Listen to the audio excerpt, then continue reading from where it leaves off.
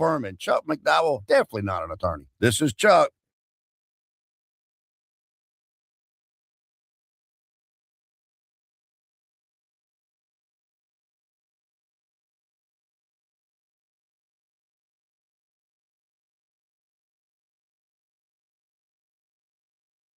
Info kit 8.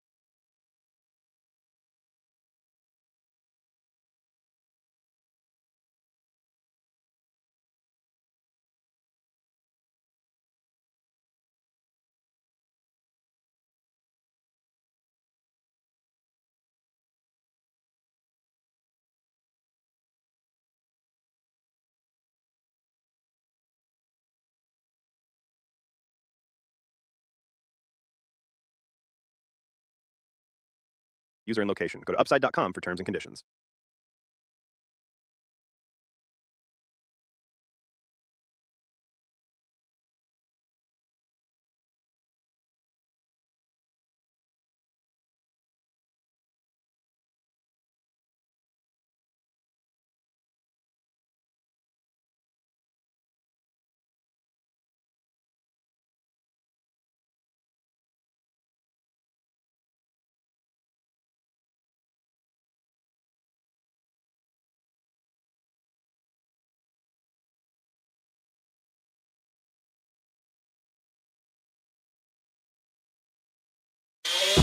Let's do this. It's the Real Jonathan Smith Show on Indie Sports Ticket, 1430 AM, 93.9 HD2, and always on the free Indie Sports Ticket app. Welcome into the Real Jonathan Smith Show here on Indie Sports Ticket. Thank you for tuning in, no matter how you're tuning in, whether that's YouTube, Indie Sports Ticket. If you want to head over there and subscribe, maybe you're watching the show on X _ Jonathan Smith to follow me there and watch the show there. You can also listen on that Indie Sports Ticket app or 1430 AM. No matter how you're listening, it is greatly, greatly appreciated. And Chris Ballard greatness is what we're set up for later on today. Day 2 of the NFL draft. After a eventful and somewhat surprising first round, I'll get into that later in the show. But it's Friday. So I woke up feeling a little more optimistic, a little bit happier. And I'm so intrigued to see what Chris Ballard winds up doing tonight with that second round pick. What is he's probably going to trade down. Who are they going to wind up getting? We're going to have Zach Hicks on the show coming up here in about an hour, and we'll walk through all that. But as of right now, as we're getting ready for the upcoming NFL season, this is, I think, the first big landmark of getting ready for the season. Next, it'll be, spring training will come out. We'll have the schedule release, all that kind of stuff. But this is the first big event where it's like, man, football, it's almost here. And as of right now, Chris Ballard would have to go to hell to feel more heat than he's feeling right now in Indianapolis. We're going into year 10 with him as the general manager for the Colts. They haven't made the playoffs since 2020, a year in which they lost in the wild card round. They haven't won a playoff game since 2018, and they haven't won the second worst division in football since 2014. And we are headed into another year where everyone hopes this is the final straw for Chris Ballard if things don't go well. This is Chris Ballard's potentially final time to shine. This is his opportunity to turn the tide back in his favor and show us all why Jim Irsay thought he was a blue-chip general manager when he hired him from the Chiefs. He didn't have a pick yesterday, but we have seen him have success in every round before. When he worked through his drafts over the last 9 years, he's found a way to find contributors in pretty much every round of the draft. In the second round, we've seen him grab players like Jonathan Taylor, one of the best running backs in football. Michael Pittman Jr., obviously, as well, a really good wide receiver who, they had to trade because they couldn't afford to pay him. It's okay. That happens sometimes. In the third round, he's found players like Bernard Ryman, who's going to be the Colts' starting left tackle for the next decade. It's a great pick. He drafted Bobby Okereke in the third round as well. He's been a good player for the Giants. It's a shame he didn't stick around here. The linebacker situation would be a lot better if he did, but hey, it happens. Josh Downs, he's going to be an important piece for the Colts again this year. Also a third-round pick. In the fourth round, he's found guys like Grover Stewart, who's been a solid defensive tackle for the Colts, really ever since he showed up. Jalen Travis, the guy who's going to play right tackle for the Colts this year and, really flashed, buzzword right there, last year in the snaps that he got to play. Adetomiwa Adebawore and Tanner Bortolini were also fourth-round picks. Adetomiwa Adebawore is probably the Colts' best pass rusher that plays defensive tackle. Tanner Bortolini is the Colts' starting center.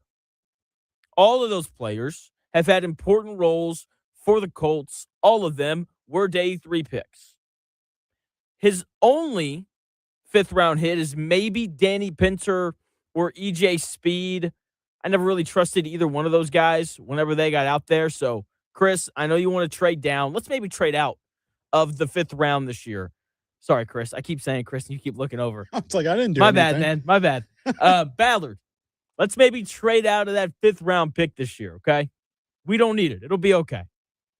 In the 6th round, he found Isaiah Rodgers, who's gone on to be a good corner in Minnesota and Philadelphia. It's a shame that the gambling issues happened here because the Colts could use another corner this year. It'd be a very helpful thing. Andrew Ogletree has been another 6th-round pick who's carved out a role as a rotational tight end.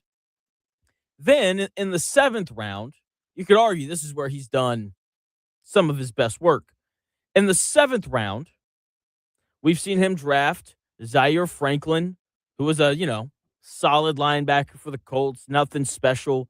Will Fries ended up being a really good offensive guard. Jalen Jones has played well at corner when he's been called on, and Rodney Thomas was a decent safety. All of those guys have, at a minimum, been serviceable NFL players, which is a big win for 7th-round picks. The issue for the Colts right now is none of those guys, with the exception of Jonathan Taylor, have been studs. We need Chris Ballard to find studs tonight. We need at least one in this draft. We need him to find at least one guy who can come in and contribute at not just an average level, but a high level, preferably a guy at edge or linebacker. That's why I think with that 2nd-round pick, they're going to use it on a linebacker because they know that they need someone in the middle of that defense to kind of help elevate the rest of that front 7 because the front 7 last year wasn't that good.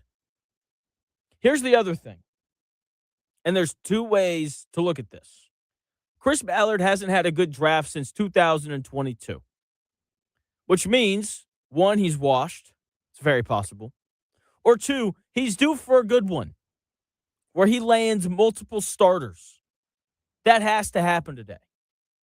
The Colts need a draft so successful that for the next 48 hours, we forget the phrases like build through the trenches and we like our guys and we need competition. If he can manage to pull off a draft so good that we don't even think about those phrases, because let's be honest, he's going to have his press conference tonight.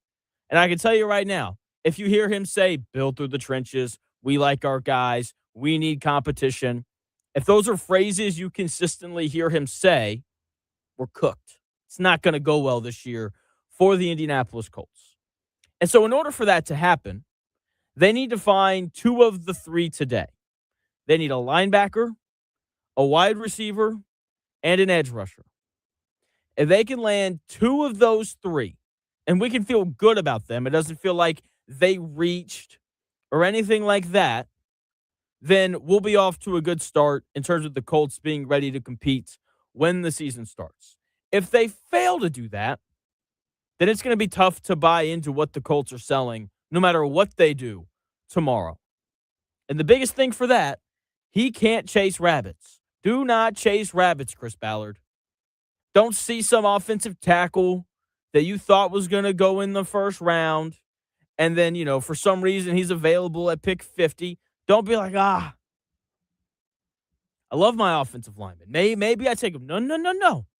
We have a plan. It's pretty well thought out. It addresses need, because that's how you should draft. More on that later in the show. The needs for the Colts are absolutely clear. You need a linebacker, you need a corner, you need a wide receiver, you need an edge rusher. I would argue that those are the four most important things for the Indianapolis Colts in terms of addressing needs in the draft. You can find all four of those things. There's really good corners left. D'Angelo Pons, still on the board. Aiden Terrell from Clemson, going to be a really good player, still on the board. There's two corners from Tennessee, still on the board. There's plenty of edge rushers still on the board. There's plenty of good linebackers still on the board. There's so many good wide receivers still on the board. There is depth, thankfully, at the positions that the Colts need this year in the draft. Go get them. Don't stray from the plan. I am begging you, Chris Ballard. Okay? So you know that they've got their list of the guys that they like today. Hopefully they're able to grab none of them, because the guys that Chris Ballard likes usually don't pan out. Hopefully they have to go to their second or third choice. And I think the thing that I am most interested in watching today and tomorrow in terms of the Colts are the trades. And not the trades up, not the trades down. Are they able to move Anthony Richardson? Does a team like the Arizona Cardinals take a flyer on the number 4 overall pick and give up like a 6th round pick in exchange? Matt Miller, he's an NFL draft guy, he's got the Cardinals taking Carson Beck with the 34th overall pick. If I'm the Cardinals, I think I'd rather have Anthony Edwards than Sid from Ice Age.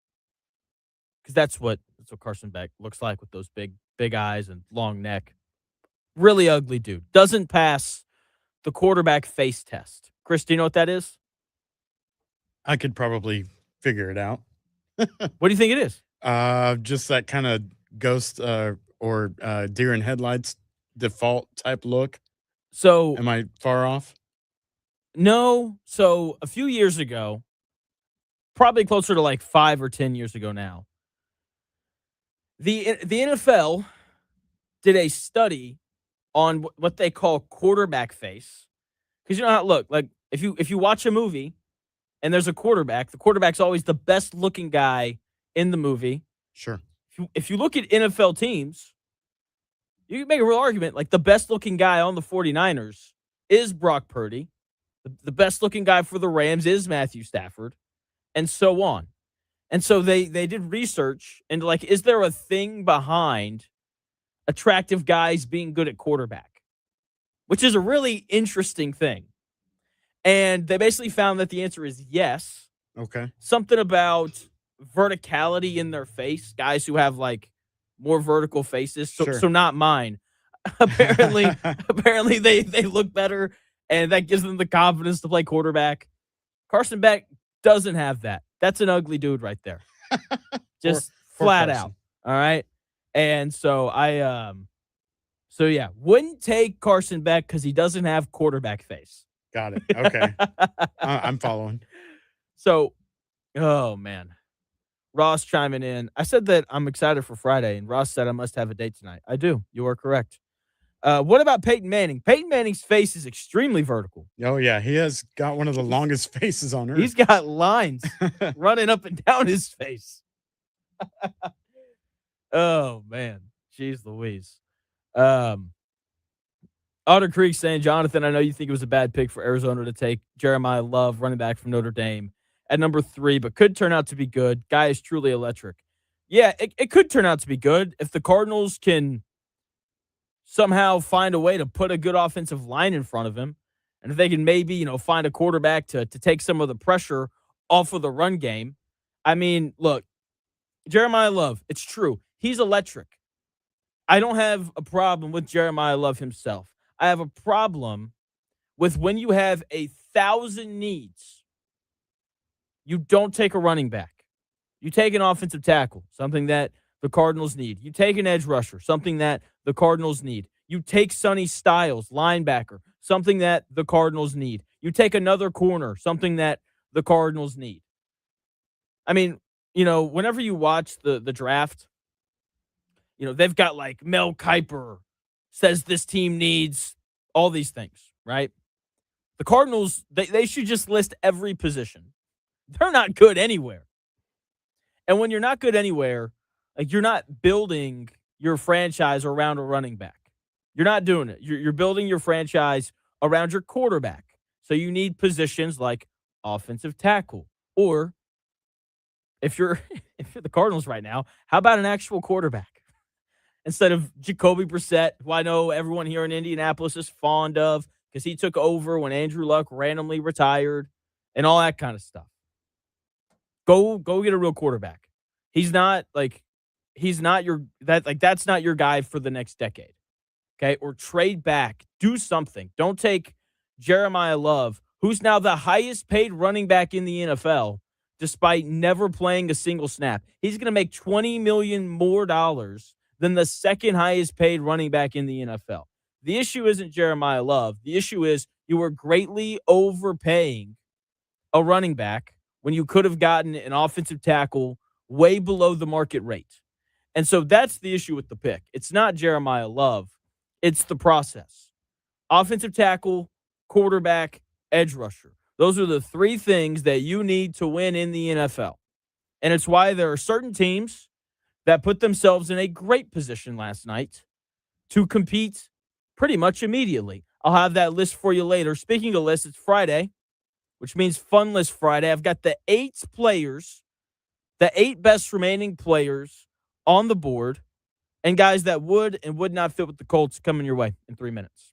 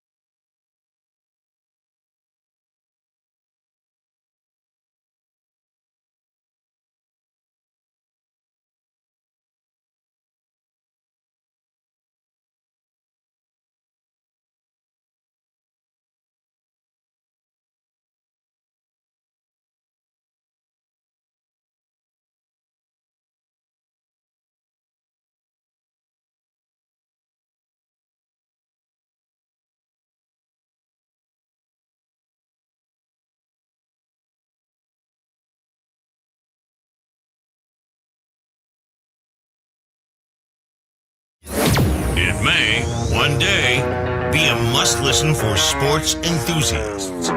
Yeah, and monkeys might fly out of my butt. Uh-oh. The Real Jonathan Smith Show on Indy Sports Ticket 1430 AM, 93.9 HD2, and always on the free Indy Sports Ticket app. Welcome back to the Real Jonathan Smith Show as we continue to talk NFL Draft Day 2. The Colts have a couple of picks today. Don't mess it up, Chris Ballard. We need today to be good. There are several prospects remaining that I think are going to be good fits for the Colts. Zach Hicks of Locked On Colts is going to join the show coming up here in about 40 minutes, and we'll kind of get into, some of the guys that he likes as well. But I've got a list of 8 players that I think are the best remaining, and let's get into it. So, Jermod McCoy is a guy, I don't know if he's going to be available when the Colts pick. You could make an argument that he's the second best cornerback left in this, or he's the second best corner in this draft period. He's a guy that if the Colts took, I wouldn't be happy about it, but I'd understand it.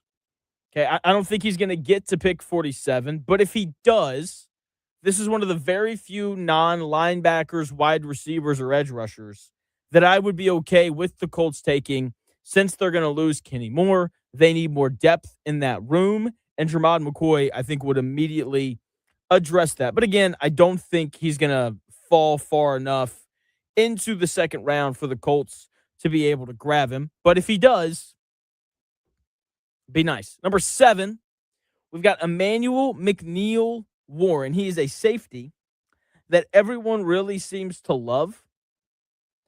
He's 6'3", 200 pounds, runs a 4.5, is incredibly smooth. He's drawn some comparisons to Seahawks picks from to Seahawks pick last year, Nick Emanwari, because he can potentially do a lot of different things on the defensive side of the ball.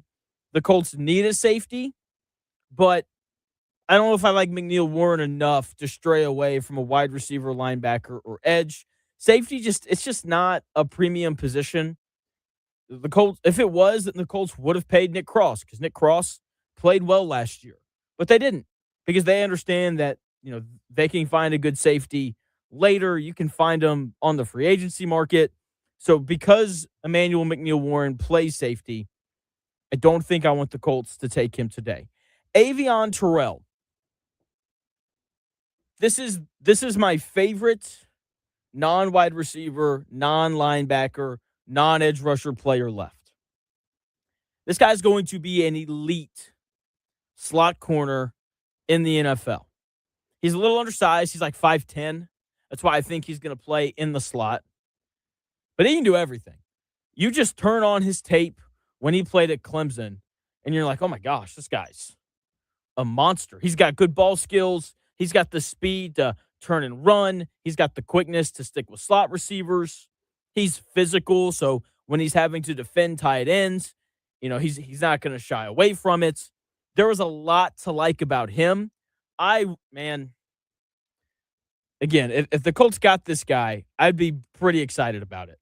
Because again, with the departure of Kenny Moore, they're going to need another corner. And with Charvarius Ward's injury history as well, with all the concussions that he suffered, I kind of wouldn't mind it if the Colts went corner a little bit earlier than they may want to. And I think Avion Terrell would be an excellent, excellent choice for them going forward.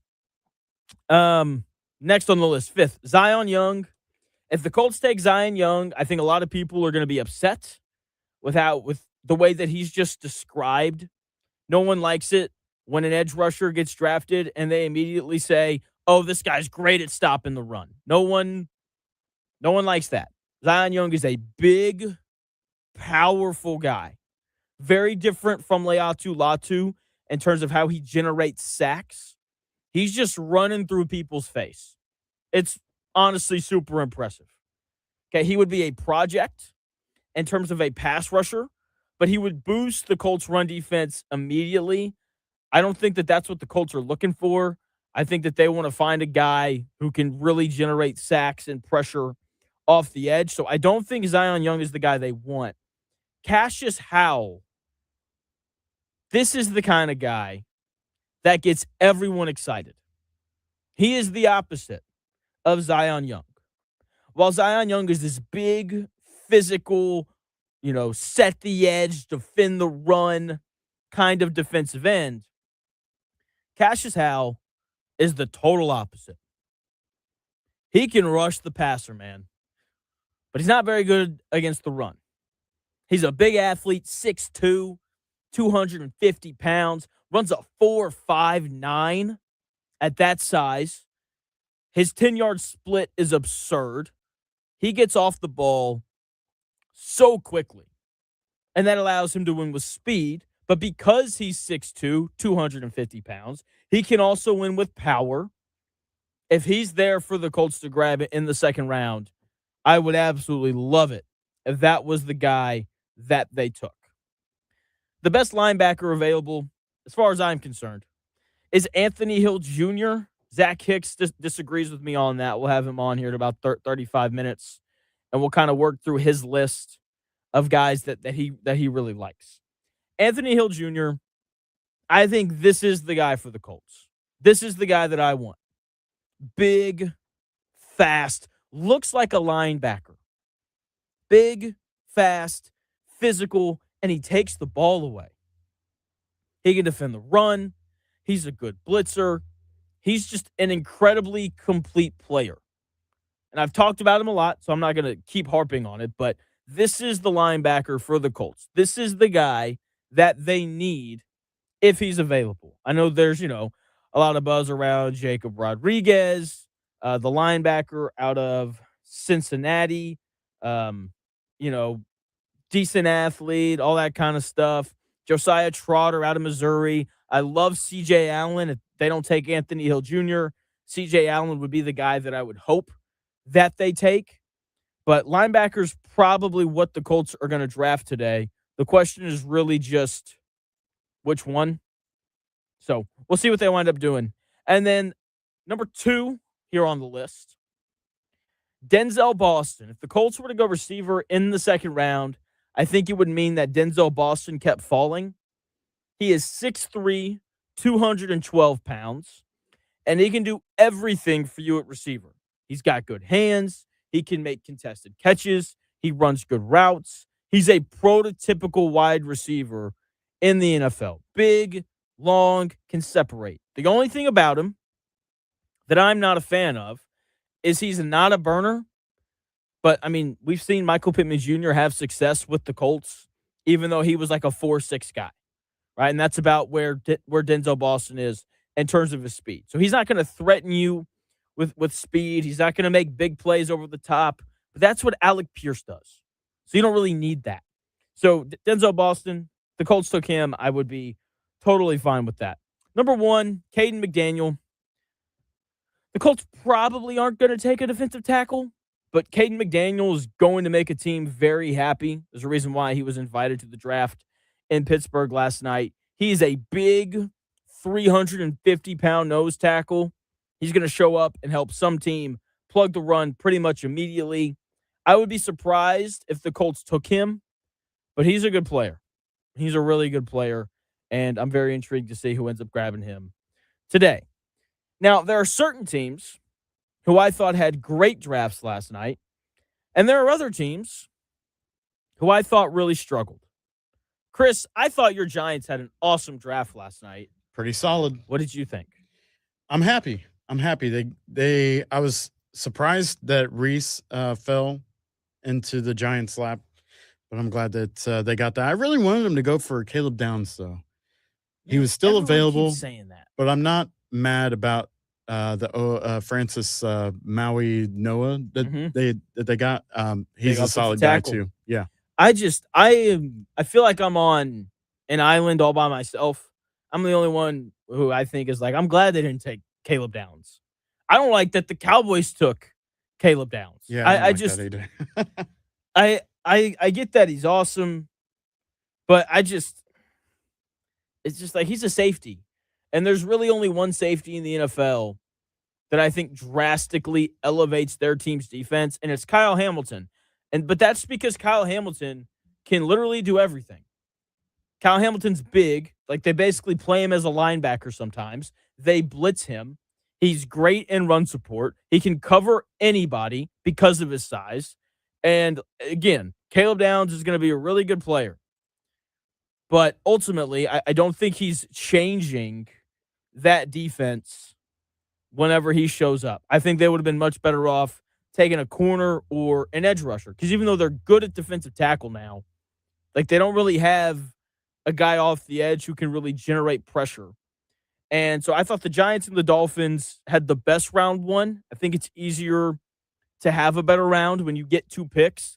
I loved what the Chargers did as well. The NFL is simple. The team with the best quarterback and the best big guys win. The Seahawks won the Super Bowl last year because they rushed the passer better than anybody else. They blocked the run better than just about anyone. And they did a great job protecting Sam Darnold. That allowed Sam Darnold, probably like a B-tier quarterback, to play at a high enough level for them to win a Super Bowl. Why have the Colts struggled for years? Sure, Chris Ballard has done a nice job bringing in offensive linemen. That is the one thing that you have to kind of tip your cap to him for. Okay, it's been rare under Ballard for the Colts to have a bad offensive line. Their issue has been quarterback and defensive linemen. They haven't been good enough in those 2 areas, and it's why they haven't made the playoffs since 2020, and they haven't won a playoff game since 2018. The Giants might have found their starting quarterback last year. Last year, they also drafted Abdul Carter, another guy who can rush the passer, and you can never have too many pass rushers. So they take Arvell Reese, who can play edge or off-ball linebacker. I think he's going to play more linebacker this year. I think that's good for him as he develops as a blitzer. So they had another guy with the 5th pick who can impact the quarterback. And then with the 10th pick, everyone thought they were going Caleb Downs. They didn't, which they don't need to. They've got Javon Holland already. Instead, they take an offensive tackle, and you can never have too many good offensive linemen, especially when you have a young quarterback that you are trying to keep clean.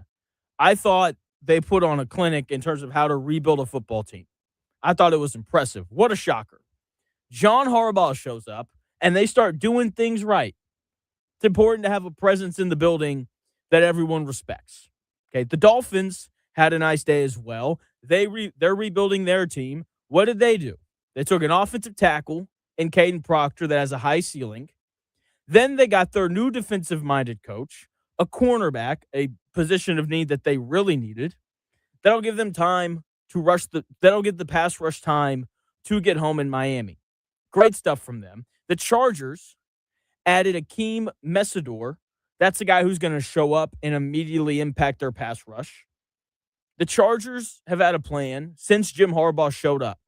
They took 2 offensive tackles with their first-round picks, his first 2 years there. This year, they take an edge rusher who can really get after the passer. They want to protect Herbert, and they want to get after the passer. That is so clearly their plan. The Giants took an offensive tackle, and they took a guy who could end up being the best edge rusher in this draft at some point. They want to protect Jackson Dart and get after the passer. The Dolphins took an offensive tackle to protect their future quarterback, and they took a corner to give their pass rush time to get home. Clear, obvious plans that make sense. Clear, obvious plans that address needs on the roster. I have no idea what the Colts' plan is going to be this year in the draft. I often find myself asking that question with the Colts. Oh, you're bringing in Daniel Jones for 2 more years. Cool. That doesn't feel like a commitment to a long-term plan when your quarterback's on a 2-year deal and you keep cycling through quarterbacks. The best teams in the NFL have clear, obvious plans and clear and obvious goals. I don't think the Colts fall into that category. Every year, whether it's the draft, free agency, whatever, it feels like the Colts' plan is maybe sneak into the playoffs and lose in the first round. It's not a plan. That's called survival. And it's why Chris Ballard's been here so long. It's what he is. He's a survivor. And so we'll see how the Colts perform tonight. I just want it to feel like they have an actual plan with the way that they're going to go about drafting players, not just for this next year, but for down the road. Because I don't think Colts fans want to end up like the Steelers, where you make the wild card round at 10-7 every year and then lose in the first round. And even though you make the playoffs, you know you have absolutely no chance at making a run to the Super Bowl. That is not what I want for the Colts. I want them to rebuild in a sustainable manner. And I don't think that that's happened under Chris Ballard. And it's why we continue to see them struggle. So while they drafted really well, there's another team that I thought had a nice night. And then there's two teams that I just don't think understand the point of the draft and how to improve your team. I'll get into all that in 3 minutes.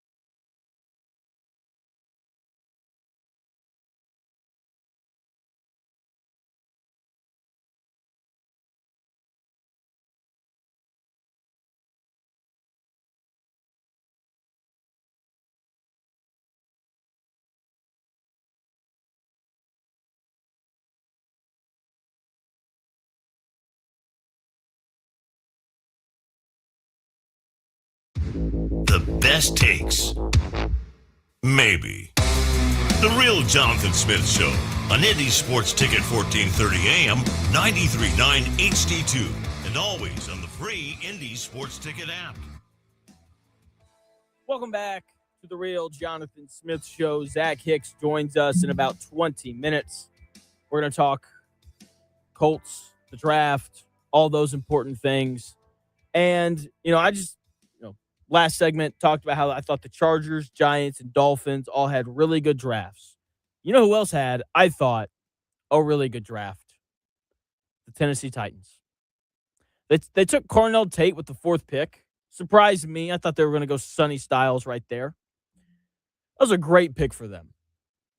Great pick. Like, when you look at who their wide receivers were last year, who their number 1 overall pick at quarterback was throwing the football to, their leading receiver was their tight end, who only had 560 yards receiving. Their best actual wide receiver was a 2nd-round pick named Elick Aomanor. Dude only had 41 receptions in 16 games. They desperately needed help at wide receiver. That's the thing they needed help at, really probably more than any other position. Cam Ward needs weapons. He needs guys that he could throw the football to. I know there are some people out there who weren't as high on Cornell Tate. The Titans have gone, they've taken some flack for taking him 4th. I'm just always going to bet on Ohio State wide receivers. Jackson Smith and Jigba was like the 20th something pick in the draft. You could argue he's the best receiver in football now. Emeka Ibuka went 19th last year to the Buccaneers, if I remember correctly. Dude had an awesome rookie season. I think Cornell Tate is going to be a good football player simply because he played wide receiver at Ohio State. Also, if you're the Titans, they've spent draft capital and free agency money in previous years bringing in talented offensive linemen. They just need to develop those players. And if that happens, and if Cornell Tate is good, then I think you have to like their chances of being significantly better this year. Robert Saleh can coach. I know things didn't go very well in New York, but to be fair, no one wins for the Jets. He can coach the defensive side of the ball. If Cam Ward ends up being a guy, his biggest issue in New York will be solved. When Robert Saleh was in New York, they never had a good quarterback or a good offensive line. If the offensive linemen for the Titans develop, then the AFC South is going to be much tougher than it was last year, because the Titans are going to have a quarterback in Cam Ward that I like. I think he'll be much better this year. They're going to have a real number 1 option at wide receiver. And look, if you have a good offensive line, you can run the football. It's just a fact. So there's a real possibility that the AFC South is tough this year. Jacksonville and Houston are going to be good again. I don't know about the Colts. And I think that if things break the right way for Tennessee, they're going to be a tough out. There was a real possibility this year that the Colts could finish last in the division for the first time since 2011. I know that they've tied for last before with like Houston and things like that. There's a real chance that they are the sole owner of last place in the AFC South if this draft doesn't go very well, and if the Colts' schedule doesn't look good, and if Daniel Jones struggles after returning from an Achilles tear 9 months later. Again, Chris Ballard has to have a good night tonight, or it's going to be a lot of trouble and a lot of losses for the Colts when the season comes around. Not only did the Titans add a wide receiver who could wind up being pretty good here at some point, they also added Keldrick Falk, edge rusher, 6'6", can move, physical, out of Auburn. If he works out too, watch out for this Titans team. I'm telling you, there's a chance that they actually end up having a pretty good team this season. Someone said that they feel bad for Omar Cooper Jr. going to the Jets. Couldn't have said it better myself. Tough place for him to go. I wonder what A.D. Mitchell thinks of that pick. Anyway, teams that don't get the draft stick out like a sore thumb. You've got teams like the Giants and the Chargers and the Dolphins and the Titans that seem like they're moving in the right direction. We haven't seen any of these guys play a single NFL snap yet. Haven't seen it yet. But the direction seems to be there. And then you have teams like the Cowboys and the Cardinals that just don't get it. The Cardinals drafted Jeremiah Love with the 3rd overall pick. They need help at every position, and they opted for, you could argue, the position that has the least amount of value. They could have found a serviceable running back on day 2 or 3. They also just signed a running back in free agency. They already had 2 good running backs on their roster from last year.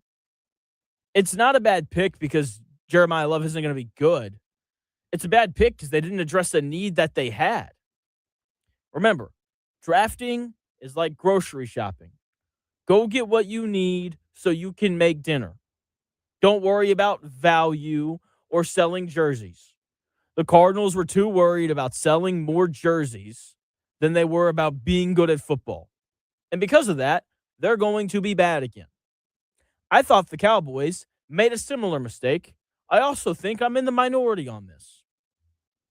Caleb Downs is going to be a great NFL safety. He's going to be awesome for Dallas. But Kyle Hamilton's the only safety in the NFL that really impacts winning. You know what positions really impact winning? Edge rusher, quarterback, offensive tackle, wide receiver, corner. Part of why the Cowboys couldn't win last year is because they couldn't rush the passer off the edge. You got Reuben Bain just sitting there. Take him. That would have been a much better pick because it fills a need. Again, there are several cornerbacks that also impact winning. The Cowboys had a bad group of cornerbacks last year. You can have the best safeties in the world, but it doesn't matter if your cornerbacks can't cover. They should have taken Reuben Bain or a corner. They, like the Colts, need a premier pass rusher. And they could have gotten one right there with the 11th pick, but they wanted a value pick instead. Caleb Downs was supposed to be a top 10 guy. He was one of the 5 best players in the draft this year.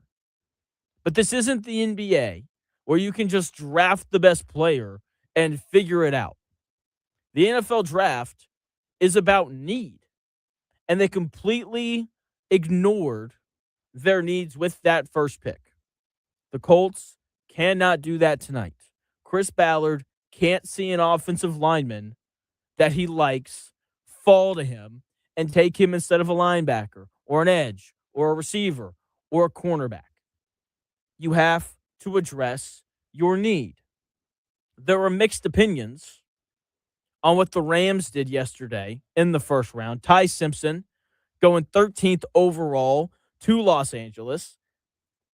I know I was talking to Chris before the show, and I didn't think Sean McVay looked very happy during his press conference. He looked a little upset, and I get it. When you are in your Super Bowl window and the window is actively closing, maybe don't spend the 13th overall pick on a backup quarterback that's not going to help you win for another 2 years, especially when there's a lot of quarterbacks in next year's draft class that you could get. I like Garrett Nussmeier more than Ty Simpson, probably in the minority on that, but that's okay. You could have taken him today, and maybe instead you could have stacked your strength, taken Reuben Bain with the 13th pick. Could you imagine that? Byron Young, Reuben Bain, Jared Verse, all 3 on the same defensive line, rotating those guys in and out on third down. Like, that would be a terrifying front. Instead, Reuben Bain goes to Tampa. They add on to their strength. Their defensive line. It's going to look weird, but they're going to terrorize offenses with the way that they get off blocks and they rush the passer. I mean, the Ty Simpson pick, I get it. General managers are worried about 5 years from now. Head coaches are worried about right now. That's how the saying goes. It's an incredibly true thing. But in a year where, if you looked at the FanDuel odds before the draft, in a year where the Rams had the best odds to win the Super Bowl, plus 700 before the draft, you got to go for it. You have to use that first-round pick to either A, take a guy who you think can really elevate some elements of your team, especially when you're a team like the Rams who trades away first-round picks like they're going out of style. They're not going to pick in the top 15 again for a long time, unless Ty Simpson's bad. That's very possible, by the way. So when you're in that spot and you have an opportunity to grab a really good player, you have to do it. You can't worry about the future in that spot when you were currently in a win-now window. Or even, look, if you're going to take a guy that you're going to redshirt, they should have taken an offensive lineman instead. Because the whole point of employing a guy like Kyle Shanahan, Sean McVay, or whoever is they elevate the quarterback position. I'm convinced Sean McVay could have me play quarterback and we would win like 9 games. Not because I'm a stud, even though I kind of am, but because Sean McVay, you could argue, is the best coach in the NFL right now. And his ability to elevate quarterbacks, it was on display when they had Jared Goff. Do you remember how awful Jared Goff was when Fisher was the head coach there? I'm forgetting his first name. Jeff Fisher? Jeff Fisher, thank you. When Jeff Fisher was the head coach there, Jared Goff, number 1 overall pick, looked terrible. Sean McVay shows up, and they go to the Super Bowl. Sean McVay elevates quarterbacks. You don't need to use the 13th overall pick on a guy in Ty Simpson who would have been available at pick like 30 or 29. Who knows what the Jets would have done if he'd been on the board. But again, in a year where you have an opportunity to win the Super Bowl, why are you worried about going and grabbing a guy like that? I don't understand it. I won't understand it. And, at some point, you've got to go. You have to worry about right now. At some point, when you've done all the hard work of acquiring a ton of talent, like the Rams have done, when you have the 13th pick, you have to worry about winning right now. Not a complicated thing. Not a complicated thing at all. All right, Chris. What do you think about that? Because we were talking about Ty Simpson beforehand, and you didn't seem to mind the pick as much. I don't know enough about the guy, but I know that it got quite a bit of bad reaction. I don't really understand why the Rams took him right now. Like you said, they're in their Super Bowl window. They've got Matt Stafford. And if he's not going to give you an immediate boost to what you're aiming for, which obviously would be the Super Bowl, then why pull that proverbial trigger right now? You know what I mean? Yeah, I'm with you. The one thing, I'll be honest, I don't like the pick because Sean McVay and the Rams front office are way smarter than me. And I may or may not have gone on a long rant yesterday explaining why Ty Simpson wasn't going to be very good. So now I'm a little worried about that take being incredibly wrong. Because you're probably not far off, though. Yeah, and I think part of why I felt that way was it looked like the Jets were going to take him. And unless you're Peyton Manning, a real stud, like where you go really matters. And if Ty Simpson is going to succeed, let's give the Rams a little bit of credit here. If he's going to succeed, it was going to come in a place like Los Angeles where it's warm and you play in a dome. And anytime you're playing for Sean McVay, you have a chance to be really good. So we'll kind of see how it works out. I wouldn't have taken him. I love Ruben Bain. Maybe that's the issue here. But ultimately, the Rams took him, and we'll see how it goes. Look, it's not going to matter if they win the Super Bowl this year or if Ty Simpson wins it 7 years from now. So we'll kind of see how it goes. Do you want to know something that I love more than Ruben Bain? What's that? The Knicks losing last night. Oh. I was so happy. I know you were watching the draft. Me personally, I was watching the game, and I was like, why would I watch Roger Goodell say people's names on TV when I could watch CJ McCollum isolate Jalen Brunson and just go get buckets and hit game winners and watch Mikal Bridges, who the Knicks gave up 5 first-round picks for, hang up 0 points and go minus 26 when he's on the floor. Just Incredible stuff. It made my night.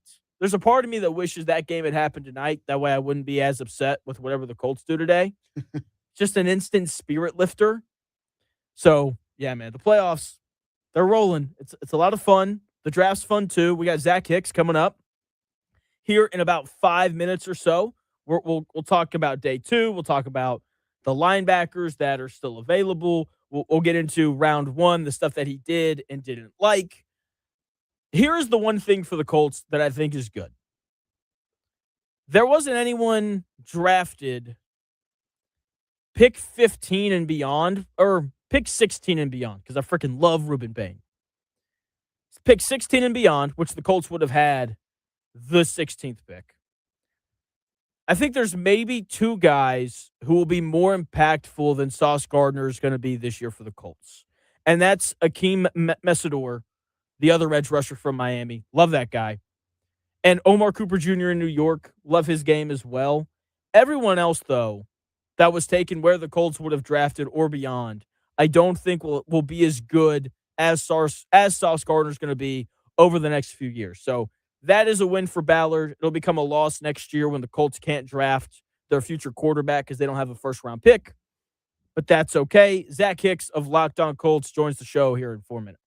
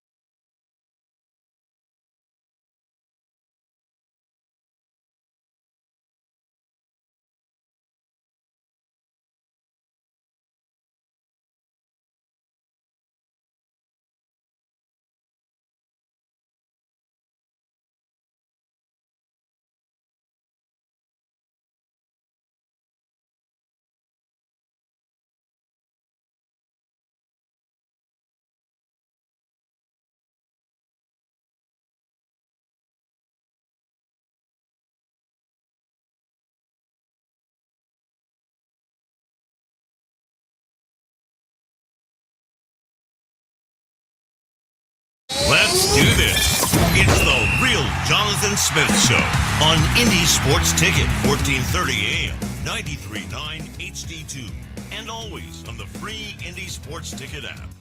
Hour number 2 of the Real Jonathan Smith Show getting underway. Thanks for tuning in, no matter how you're tuning in, whether that's YouTube, Indy Sports Ticket.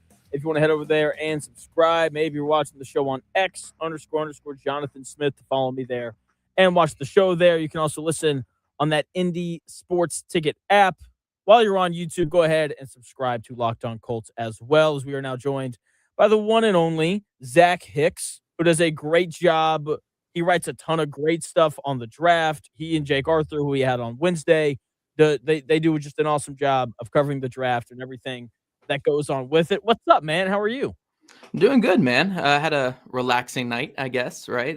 No pick to worry about with the Colts. No having to scramble to like get a bunch of clips out and stuff and get an article written. You just sit there and relax and react to what everybody else is doing. So pretty relaxing night last night. It's nice. I'll be honest. I didn't watch the draft. I was watching basketball, but I was obviously like keeping track. You know, I had like the notifications on my phone. And I know you said you're a little bit of a basketball guy. Which moves worse? Taking Ty Simpson 13th overall to be your backup quarterback when there's a decent chance that you can win the Super Bowl this year, or trading 5 first-round picks for Mikal Bridges, who can't really guard anybody and scored 0 points and was minus 26 last night? Oh, I know here in this market we have to be Knicks haters, don't we? I know enough about basketball to know that, but yeah, that's rough. I mean, I know in basketball the first round picks aren't as valuable as they are in football, so it's not the same as like trading 5. But like you said, you know, equivalence is like taking Ty Simpson 13. It's probably similar, right? Because you're just you're giving up a lot of assets for like meh, you know, like for the hope of meh, you know, that's kind of what it is. So, man, I think probably Ty Simpson, just because I really don't like Ty Simpson, but yeah, neither of them great for sure. I don't either. And I went on a 10-minute rant yesterday explaining why he wasn't going to be good. And then like maybe the best coach in the NFL, who didn't seem thrilled, by the way. They take him 13th overall. So that has me like rethinking it a little bit, but I mean, I'm going to hold true. We'll see. I do want to talk about the first round with you, but first, like, let's kind of talk about the Colts. You tweeted out this morning your list of the 5 best linebackers left that you would like to see the Colts take today. I'm a little disappointed Anthony Hill Jr. isn't at the top of that list, but can you kind of walk us through those 5 and what kind of separates all of them for you? Yeah, I mean, just to clarify, I think all of them are like second round guys. I think Jake Golday I'd have like a little bit closer to the 3rd round, but I like all 5 of these linebackers a good bit. Just the way that I would individually stack them. Personally, I think Josiah Trotter from Missouri is my favorite linebacker left available. I know it's kind of a hot take, but in the modern NFL where teams are running the ball so much more and the lines are getting so blurry between passing down and run down that you don't really have designated pass rushers anymore, designated run stuffers. You kind of have to have guys who can do it all. Trotter is so good against the run, and he's so young, and he's just been around so much football. I feel good about him compared to some of these other linebackers where I know that he can run through a lineman's chest. I know that he can run around a lineman. I know that he can make plays in the backfield. And he's only 20, so I'm betting on the upside as well. So Josiah Trotter is my favorite linebacker in the class. I think he's one of my favorite overall players in this draft, so that's why he's the number 1 guy for me. And then CJ Allen from Georgia as well. I mean, he is just a missile. Like he flies all over the place. There's so much upside with him. Probably more of a will linebacker. So in terms of like who fits the Colts, you probably have like a Hill or Jacob Rodriguez over him. But I just think that he has such like high level playmaking ability. He has got every single trait you're looking for. Very instinctual player. I think he's going to be a good NFL player. And then Rodriguez and Hill, we've talked about so much this offseason. Rodriguez, a little bit shorter arms, a little bit smaller frame, can get knocked out by blocks a little bit easier, but a turnover machine and a true Mike linebacker on one of the best defenses in college football last year. Anybody who wants Rodriguez as their pick for the Colts 100% understand he is an absolute stud. And then Anthony Hill Jr. checks every single box on paper, right? He's got the size. He's got the speed. He was a productive player as like a true freshman in the Big 12, right? Like, what is there to hate? I do think there's a little bit with the instincts on film, and I do think he's got to grow a little bit in the NFL, which concerns me, but Like if they took him over these other 3 guys at 47, I'd be like, yeah, he's 21. He was hyper productive. He's athletic. 100% understand it. So I view all these guys in a very similar tier. More so the way that I break them down is just my own personal valuation of certain traits. Then Jake Golday, a former edge rusher that's still learning the finer nuances of linebacker, but 240 pounds, flies to the football, violent player. I think he's going to be a good one too. So I think if you're the Colts, I know linebacker is not the sexiest position, right? Because you talk edge rusher, you talk corner, you talk wide receiver. Like these are the flashier positions, but they need a linebacker so bad. And I think the value is going to be good where they're picking. Like even if Allen and Rodriguez are off the board, if you can get a Hill, if you can get a Trotter, if you can get a Golday, I think you feel really good about that type of selection. So, we've talked edge, we've talked wide receiver so much this offseason, but like sometimes you just got to make the simple pick and take that linebacker that fits need and talent on the board there in round 2. Joined by Zach Hicks of Locked on Colts, talking about the Colts draft picks today. I hope they go linebacker. I've equated drafting in the NFL to grocery shopping. Go get what you need to make dinner. Like, I don't need anything extra. I don't need this is 70% off, so I'm going to buy it. I don't need that. Just go get me what I need and we'll be all right. I really like CJ Allen. I think I'm not a Jacob Rodriguez guy because, like you said, he's just smaller, and like you said, he can kind of get swallowed up by blocks and things. But at the same time, I mean, you're not a finalist for the Heisman at linebacker if you're not really good. So, there we go. So you okay, Chris? Okay, all right. He's a big Jacob Rodriguez fan over there. He's Jacob throwing Rodriguez stuff. fan. He's like, no more of that. No more of that. So. Yeah, love CJ Allen though. Like, even though he's probably a little smaller, I just think there's just if you play linebacker for Kirby Smart, I just automatically trust you.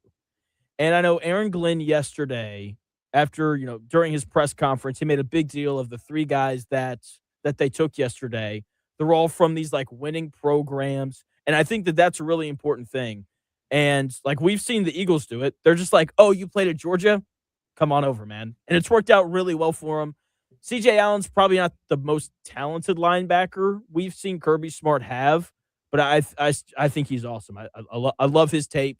And if the Colts ended up with him, I'd be very happy with that. Great athlete too. Reportedly ran a 4.47 at his pro day. Like flies to the football. I think that would be up there with Caleb Alarms or as one of the faster linebacker times this year. And I know 40 times not everything, right? But yeah. It is nice to have a linebacker with that kind of speed. What was the big thing Chris Ballard said all offseason, right? They want to get younger and faster on defense. Allen, I think, is 21. He's going to be turning 22, I think, in season. And he runs at 4.47. So that's younger and faster for sure. So there's obviously a lot of attention on that second-round pick, joined by Zach Hicks, forward-facing hack guy. That's a big deal on this show. Oh, is it? Okay, good. It is. Yeah. It's a big plus. I had Destin Adams on yesterday. He's always backwards hat. Always. Backwards hat. I was like, I don't know if I like that, but forward-facing hat. That's really nice. Joining the show, you can hear him on Locked On Colts. The third-round pick. I think I'm more interested in that pick because I do feel like unless one of these corners like Terrell from Clemson really falls, it seems like the Colts are going to go linebacker. Third round, I think there's a little more variability there. Like if they went receiver, I wouldn't be surprised. If they went corner, if they went edge. What are you kind of thinking with their third round pick today? Yeah, I think it'll be interesting because if we're trying to think of 2026 being this season that we want to win, right? This go not all in, but pretty much all in, right? We're paying this quarterback coming off the Achilles injury. We're paying some veterans. You want to win games this year, right? They're not a rebuilding team right now. I don't know if an edge rusher outside of early round 2 really gets you anything for 2026, right? If an edge rusher falls to round 3, there's still potential that one day this guy could be pretty good. Like we've seen some of those guys turn pretty good, like Max Crosby and Nick Bonito, I believe, are both third round picks. But they usually take some time to get there. And that doesn't help 2026. But what does help 2026 is maybe a rookie wide receiver, maybe a rookie safety that's there because safeties are fairly devalued. You can get pretty good safety value in round 3 or 4, maybe a rookie corner as well. Like you mentioned, especially with Wally moving inside, they're one injury away from Mekhi Blackman starting on the outside again. So I can't sleep on corner too much for this Colts team. So I think where I've been leaning is more wide receiver. And then when we're looking at this edge rush room, like going out and getting like a Jadeveon Clowney after the draft, right? Like at this point, with where you're picking, it was going to be hard to get an edge rusher. Like if TJ Parker is there in round 2, sure, make that pick and then figure out linebacker later. But if you miss edge in round 2, I think just wait until after the draft and either go for a Thibodeau who might get traded out of New York or go sign a Clowney or whatever it is, right? But I keep leaning wide receiver, I think, with this 3rd round pick. The Colts have done a lot of research on wide receivers this draft cycle, including having like 5 notable names in for top 30 visits, like Ted Hurst. And I think Chris Brazzell came in here for one as well. Chris Bell came in for a visit. I put on socials the other day that Reggie Wayne, I spotted him at the Ole Miss Pro Day, which is typically a pretty good sign when he likes somebody, because he was also at Josh Downs' pro day. He was also at A.D. Mitchell's pro day. So usually he goes to the pro days, the wide receivers he likes for the Colts. So I'm thinking wide receiver here with this 3rd round pick, depending on how the board falls. Everyone seems to hope that it's Stribling from Ole Miss. As you said, you saw Coach Wayne there when you were at their pro day. That's who I hope it is. Fast, big, just a really explosive guy. And I like the idea of having 2 guys who can really stretch the field at both of your wideout spots. And I think there's just certain things that I think people get really caught up on, and it's not everything. One of those things being size, weight, and your 40 time, which Stribling checks all of those boxes. What about all the other stuff? Is he a good route runner? Does he separate? What do you think about kind of all the other stuff that really makes a wide receiver special? Yeah, I wouldn't call him like an elite separator at all. He's definitely more of like, when we talk about how Michael Pittman Jr. ran that Z position route for the Colts, right, the last couple of years, where it was you're not going to face press coverage. You're going to be the guy who is off press, who's motioned into bunches, who's motioned into the backfield, and we're going to scheme opportunities for you to use your big body in very tough situations, right? Over the middle of the field, in tight, you're going to be blocking a lot as well. And I think that's where Stribling really does fit well with this Colts. I think he would be an excellent fit in that role overall. So, you're not going to put him on an island and have him beat a corner one-on-one and say, hey, here's this 2-way go. We trust you. Because that's what you have Alec Pierce for. That's what you have Josh Downs for. Those are going to be your ISO threats that you have here. Where Stribling, I think, is a very good complementary piece like Pittman was the last couple of years, where again, you can motion him into these bunch sets, and you can have him win over the middle of the field. You can have him run a backside dig, because he was very good at backside digs last year and just dig routes in general. I think he has some vertical juice as well, unlike Pittman really had the last 2 seasons. We saw in the playoff game against Georgia, he had well over 100 yards in that game, and he won vertically 3 separate times, a couple back shoulders in that game too. Miami, he had a big win vertically down the field too. So, I don't think he's a perfect prospect, and I hope that his stock stays in like round 3 range, because I think if it gets to like round 2, it's a bit rich for me, even as someone who loves him as a player. But height, weight, speed guy, good blocker, physical player, wins over the middle on those dig routes, can win slants, can beat press if he needs to. I think he's a great fit for what the Colts need alongside an Alec Pierce. So that's who I'm looking at. Another name I want to throw in there, though, just because he checked every Shane Steichen box, and I don't know how well he fits the Colts, but because like people are calling him like a slot guy, but Antonio Williams from Clemson, everything I looked at, I was like, this is like the traditional Shane Steichen wide receiver. We look at what Steichen has liked the last couple of years with the Colts. He's liked younger receivers, like receivers who are in, they're like 20, 21, younger players who are route runners, can create after the catch, and have a lot of juice in their game, right? In terms of just their fluidity in and out of their breaks, and they're like separator type guys. And you look at Antonio Williams at Clemson, like he gets these like short screens and takes them 10, 15 yards down the field. He's a pretty smooth route runner. Like the only thing that really throws me off is he played a lot of slot last year. And I saw a lot of people saying that like he could be a slot only guy. So if the Colts view him as a guy who can play on the outside, I get this nagging feeling he could be a guy that they like. But if they also just view him as a slot guy, I don't think he's on there. So I do think Stribling is like probably the guy they prefer, but I can't shake this Antonio Williams feeling. And the more I look at him as a prospect. Okay. All right. I'm going to write his name down, and we're going to go watch film later. So we're ready for Monday. Joined by Zach Hicks of Locked On Colts, talking about the Colts draft plan today. Last thing on the Colts, and then I want to ask you about round 1 last night. How many picks do the Colts make today? Ooh, I mean, I think Chris Ballard would want to make 3 today. I think he would want to, like, I think he's begging for one of those teams picking in the 60s to give them like 60 something plus 90 something to come up to their 47th pick. And I think he's going to try to make those calls to those teams. And it's good for the Colts that like some of these corners are still on the board, right? Like There's a lot of good corners still on the board. Yeah, if Terrell or McCoy are there at 47 and Buffalo made a bunch of trades last night, right? To have like 66 and they have like 99.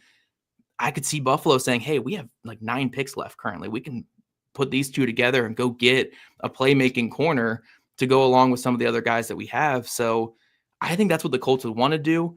I don't know if they're going to get those kind of calls unless one of those corners are there, because as we've seen with a lot of like, I don't think teams love this draft class too much right now. I know we have seen some moving around, but teams like the Bills and the 49ers and the Seahawks even said it after last night, like, yeah, we were really trying to get out of round 1.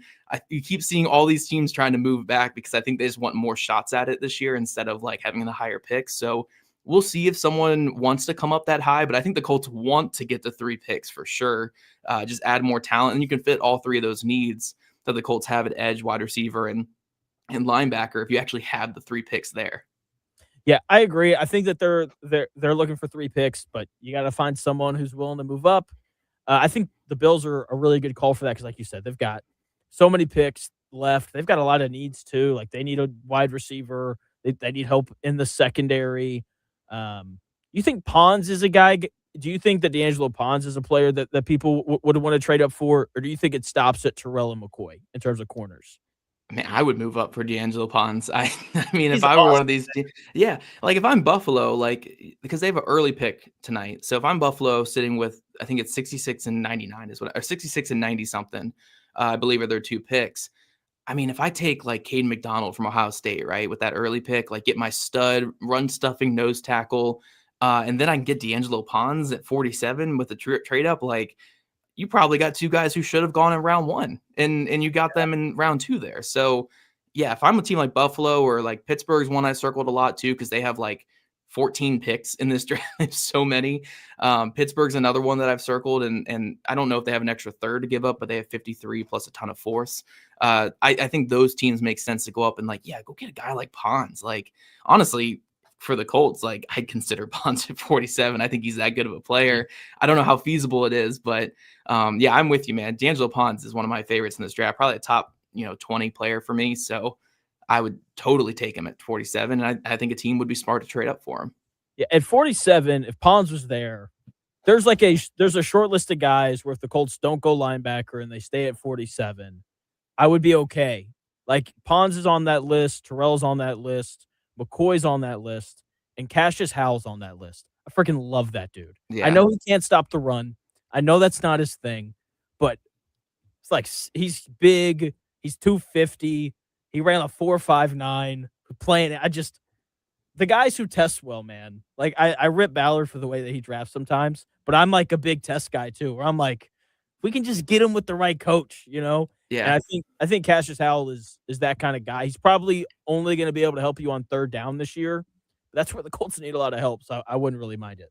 I will say I will lose my mind in like many different ways if Ballard ever took a guy with 30-inch arms in any position. That would be crazy to see, because that's like the one thing with Ballard that he's been so consistent with, right? And it's actually why a couple years ago I was so shocked when they took Leatu Latu, because he was like 32.5-inch arms, and I'm like, that's so short of arms for Chris Ballard.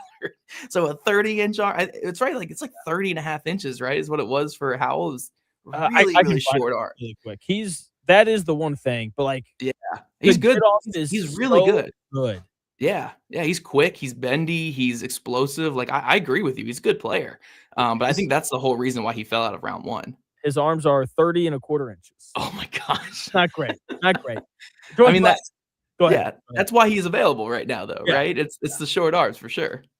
Joined by Zach Hicks of Locked On Colts. Really quickly, I thought the Dolphins, Giants, and Chargers, all 3 had really good drafts last night. I loved Messidor coming out of Miami. He's 25. And my thing is, if you're going to take a 25-year-old that early, they need to be really complete. I think that he is. Love what the Giants did and the Dolphins. Who were kind of your big winners from last night? I think pretty much every team that took an offensive lineman, I felt really good about the landing spots for a lot of them. I mean, maybe not Fano with the Browns because I don't know where I play him in year one. But the rest of them, I feel really good about like the landing spot. Like Blake Miller to Detroit, I think is just an incredible landing spot. I absolutely love that fit. He's one of my favorite players in the draft, and getting him out there to start day one, I think is going to be great. Like you mentioned with Miami, I mean, getting more picks and then look, Caden Proctor might be the next Mekhi Blackman or Mekhi Becton, where it just doesn't work out. But when you're a team like Miami, who you're probably going to stink next year, right? Like, take the swing in the trenches for a guy. Like, if it works out for him, he could be a top 5 tackle in football. Like, he is incredibly talented. So I love that swing there. Some other teams, I'm trying to think here. Tennessee kind of shocked me last night with the Carnell Tate trade. I like Carnell Tate. 4th overall is a little bit rich for me. I don't mind it, but the Chiefs trading up for a corner, I thought was surprising, especially when they, like, I know everyone thought that the Commanders were going to take a corner, but I think they could have stayed at 9 and still gotten a good guy there. Even if it's not a corner, even if it's Reuben Bain, like if that's your consolation prize, I think that's a pretty good one. There's one pick that I didn't like that everyone seems to love, and so I want to ask you about it. I know Caleb Downs is awesome. Yeah. I know everybody loves him. You could make a real argument that he was the best prospect in the draft. I just think that there's one safety in the NFL who I think really impacts winning. It's Kyle Hamilton. And part of why he does that is because he's like 6'4", and he can cover and he can blitz. You can play him at linebacker really if you wanted to. Like, his size, I think, is what allows him to do that. Caleb Downs doesn't really have that. I know he's really smart. I thought the Cowboys should have gone edge or corner. Maybe traded down and grabbed a corner. I know that there's really good guys left, so maybe that's why they went with Downs there. But I didn't like that pick. What did you kind of make of it? Yeah, I mean, I didn't like moving up for him. I know that he's a talented player, but moving up for a non-valued position like that, I think, is a little not the way that I would operate personally. But yeah, I think he's going to be a good player. Like, he can be like a top 10 safety for sure. I mean, when you trade up like that, he needs to be a top 10 safety in the league for you. But yeah, I mean, I guess I totally get where you're coming from with that, right? Where, like, how much does he impact winning compared to like an edge rusher, like a Reuben Bain, for instance, right? Or Akeem Messidor, a guy that you really liked. That's probably the bigger question there. So I agree with your thought process. I'm more kind of neutral on it. Like, I think he's going to be a good player. You got a good player at 11. Like, I'm not going to complain too much. One thing that was weird, and I'm sure people in your comments have talked about it too, Jeremiah Love not being just a top 10 pick. 3rd overall. He's getting paid more than like Jonathan Taylor right now. He's getting paid more than everybody. Yeah. He's going to make $20 million more than Jahmyr Gibbs, who's the highest paid running back in football. That's a bad process. It is. Yeah. Because the Cardinals need everything. Right. Well, and here's the thing, right? Like, this is nothing bad against Jeremiah Love, right? I think he's awesome. Yeah, like, he is an awesome player. And I think he's going to be like a top 10 running back, right? But so here's what the draft really comes down to, right? It's about getting cheap talent on rookie contracts, right? With Love, you're not getting cheap talent. And I know they're not really paying anybody, right? Because they're a bad team. But you don't even get to reap the benefits of the cheap talent. Like, teams win Super Bowls when their best talent or a lot of their good talent are on rookie contracts, right? Look at the Seahawks last year. How many of their best players were on rookie contracts, right? Jackson Smith-Njigba's on a rookie contract. Devin Witherspoon, rookie contract. Nick Emenwari, half their pass rush room was on a rookie contract. Like, that surplus value is so important. So, like, when you start paying Witherspoon, when you start paying Smith-Njigba, you start losing pieces of your core, right? Like we saw when they lost their running back this offseason. So when you take a running back that high, you're not reaping the benefits of picking 3rd overall, right? Like, of course, you're going to pay someone a lot, but if you take an edge rusher, you're getting him at a discount there. If you take a wide receiver, you're getting him at a discount. A quarterback, you're getting him at a major discount there, right? Even though we didn't like any of the quarterbacks. No. I'm talking positional value here. Absolutely not for Ty Simpson. But yeah, that's my only pushback, because I think if you take the money out of it, I mean, yeah, you took one of the best players in the draft at 3 overall. I love it in that regard. It's just the money aspect is a big part of this. And if you're competing by year 4 or year 3 or year 4, you don't really get the benefit of him on a rookie contract because you're paying him so much. You're paying him more than Taylor and Gibbs and all these guys. So that's my only pushback on it, is just the draft is all about getting cheap players. It's all about getting cheap money. Like, that's how you manipulate salary cap. That's how you win games. And taking a running back that high, you're not getting the benefit of the draft. And that's why they're the Cardinals. Zach, Yeah. thanks for your time, man. I went way over. That's okay. We always enjoy it whenever you're on. I'm assuming, are you and Jake going live tonight after the second round? Yeah, we'll be going live tonight after the second and third round. We'll be going live tomorrow after the conclusion of the draft, and then we'll have the Colt Squad show on Sunday night as well to kind of have our we took a breather and then our full breakdown for an hour long about that. So tons of Locked On Colts content coming. Hopefully we're all happy, right? Hopefully they're taking that line back. So, it's Anthony Hill Jr. and Dejon Stribling, and they traded back somehow and got both of them, and they also got an edge rusher. Like, let's hope this is a home run and there's no complaining, but I'm sure there will be some complaints. There will absolutely be complaining. All right. Zach, thanks for your time, man. Yep. See you, buddy. See you. That is Zach Hicks of Locked On Colts. Does a great job covering the Colts. Again, Locked On Colts. He does a good job writing as well. You can follow him on X. It's like at Zach Hicks 2. He does a great job on there as well. Speaking of doing a great job, we need a big night from Chris Ballard. We've seen him do it before. In 3 minutes, I've got a positive outlook on Chris Ballard's drafting history.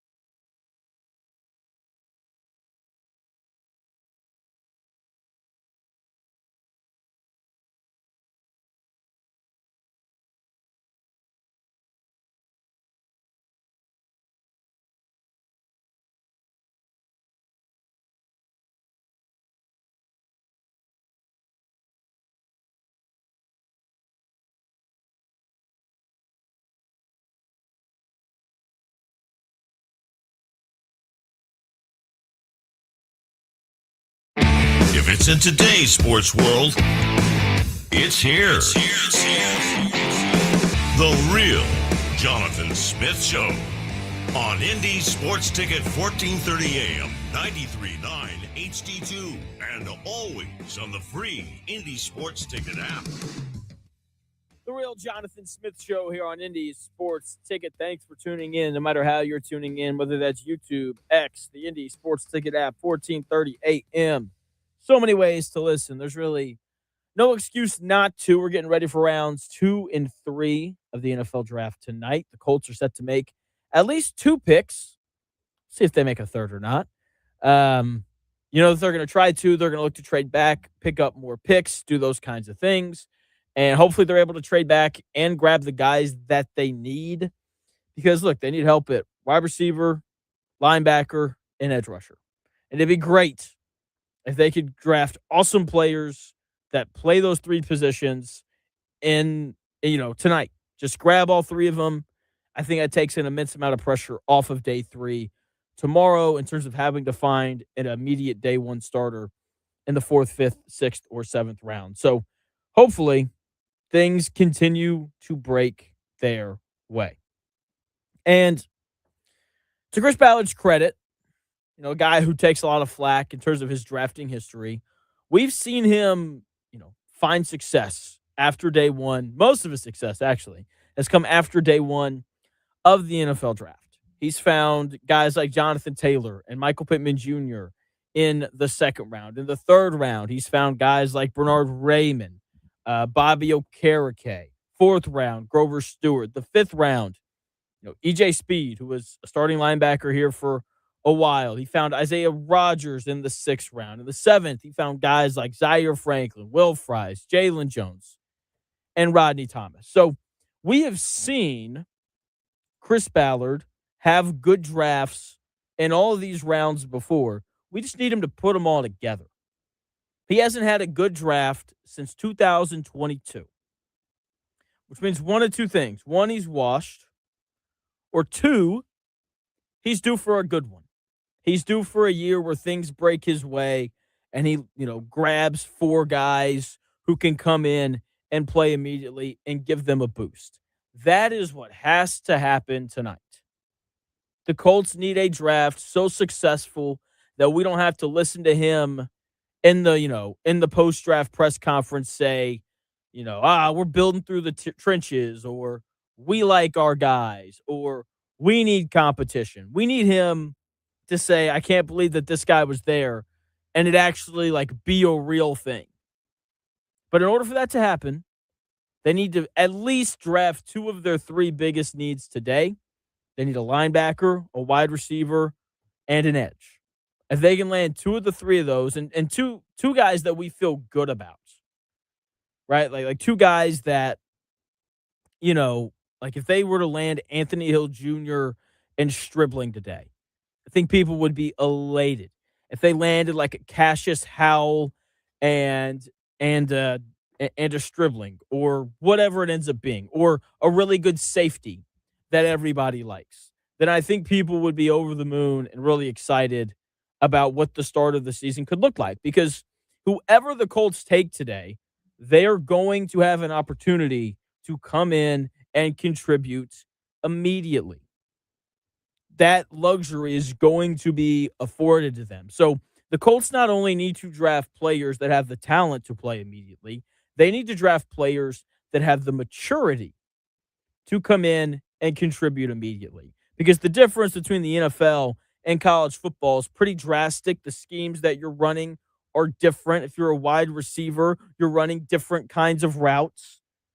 And you have to draft guys that are mature enough to understand that and can come in and put in the extra work required in order to be able to succeed off the rip, especially whoever they take at wide receiver, because I don't think Daniel Jones is going to look like the guy that we saw last year, especially at the start of the year, since he'll be about 9 months removed from his Achilles surgery.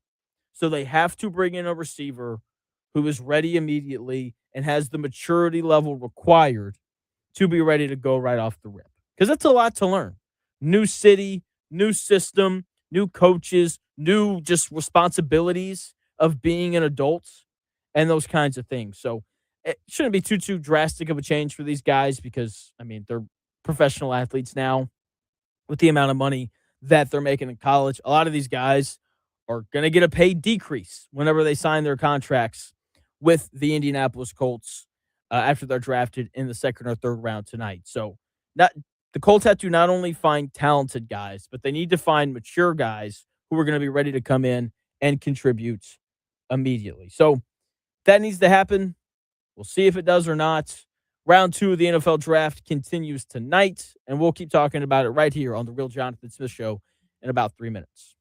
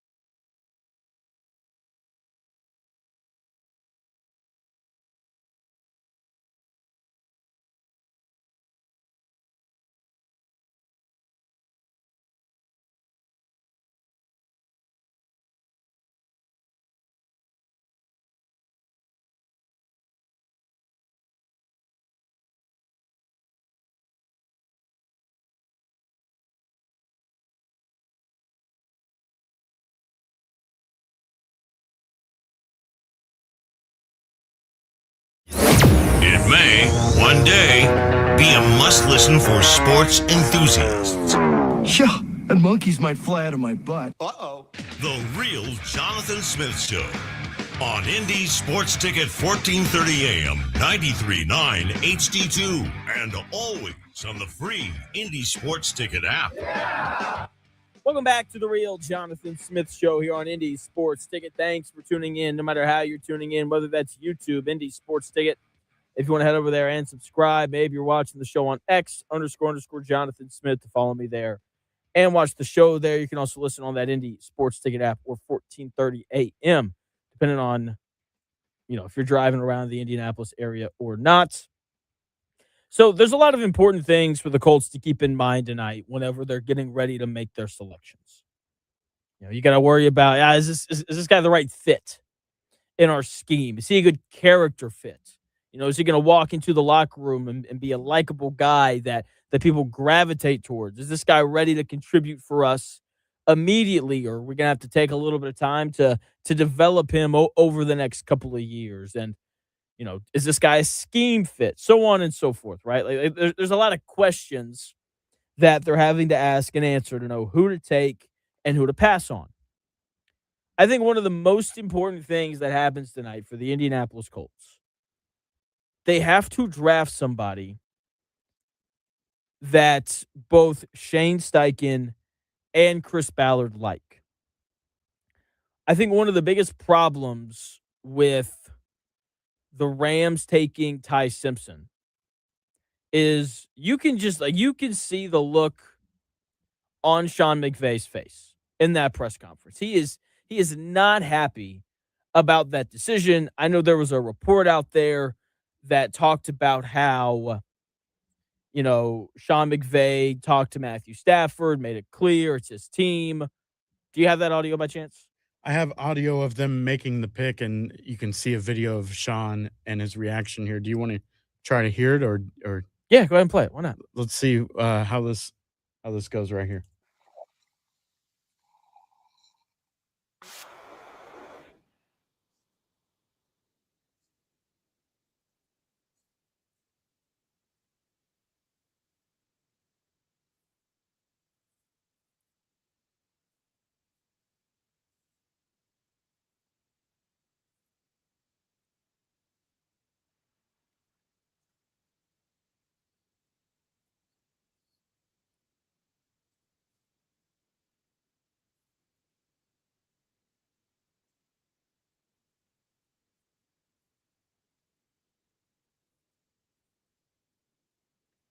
Man, Kind of a melancholy reaction from Sean McVay. I was gonna say he sounds elated.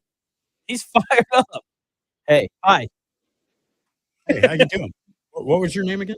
Yeah, seriously. Apparently, after the draft, Ty Simpson was apparently on some show on Sirius XM. He said he'd never talked to Sean McVay before. And I am assuming that the Rams plan to draft a quarterback at some point, based off of just kind of all the different reports that we had seen. I don't think Sean McVay realized that they were going to go with a quarterback with the 13th pick. I think that's why he reacted the way that he did.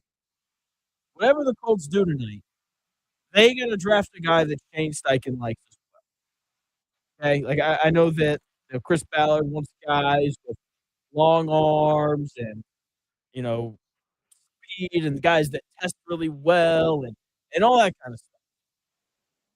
Shane Steichen has to be on board because ultimately he's the one in charge of coaching these guys. He's the one putting these guys in their system. He's the one who's going to have to deal with them every day at practice, their attitudes, and the way that they go about their business.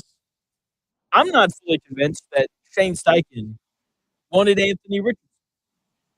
When you look back on it, as soon as he had an excuse to move on from him, he did. Look, was Anthony Richardson going to work out if he'd been given a ton of opportunities here? I don't know. Probably not. But still, the point remains. You both have to be bought in on whatever guy you are going to draft tonight and the rest of the way through. Shane Steichen has to also see the vision that Chris Ballard is putting out there.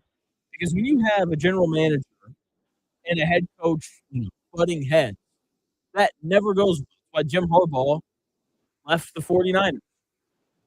He and John Lynch didn't really like each other anymore. It caused way too much friction. So he had to move on. I think it's part of why Mike Vrabel left the Titans. He and the owner, he and the general manager didn't really get along. So he said, fine, I'm going to go to New England where I have a little bit more power, where I can take the guys that I actually want to take. So the Colts need to find maturity in terms of the players that they bring in, and they need to bring in guys that both Chris Ballard and Sean McVay and Shane Steichen believe in. I think that is a very important part of the drafting process that we don't really discuss enough. So, big night tonight for the Colts. There's about 8 guys or so left that I'm decently interested in.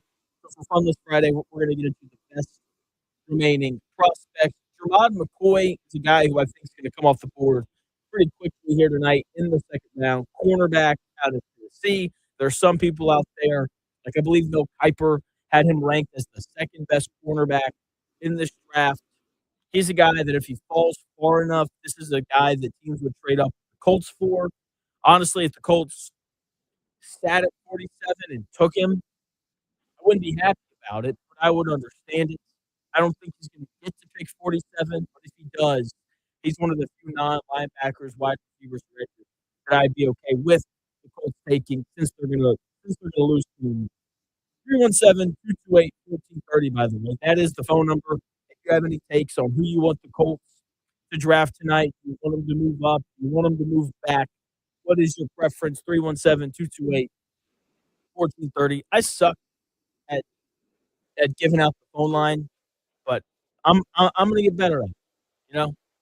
Anyway, number 7 for Funless Friday, Emmanuel McNeil Warren. This is a safety out of Toledo that a lot of people really seem to like with the departure of Nick Cross. Colts need help at strong safety. I mean, it's a really important part of that defense. Nick Cross was like one of the leading tacklers for the Colts last year. Really kind of helped support the run. So they need another safety. I just don't think that the second round is where they're going to be looking to take one. So probably day 3, I think, is when we'll see the Colts pull the trigger on safety. Avian Terrell, this guy's going to be an elite slot corner in the NFL. I think he's going to be incredible. His older brother has been, a starting corner for the Falcons now for multiple years. And so on. So we'll kind of see how he looks, but he's got everything that I think that you. He's got good ball skills. He's got the speed to run. He's got the quickness to stick with slot receivers. If the Colts go away from the linebacker, wide receiver, or edge plan, then this is the guy that I would like for them to take because I think that he's going to be able to slide right in to the position that Kenny Moore was playing, and he'll be able to really kind of help bolster this Colts passing defense. Number 5, I've got Zion Young. The Colts take Zion Young, edge rusher. People aren't going to be super excited about this, especially with how he's described. Big defensive end who stops the run.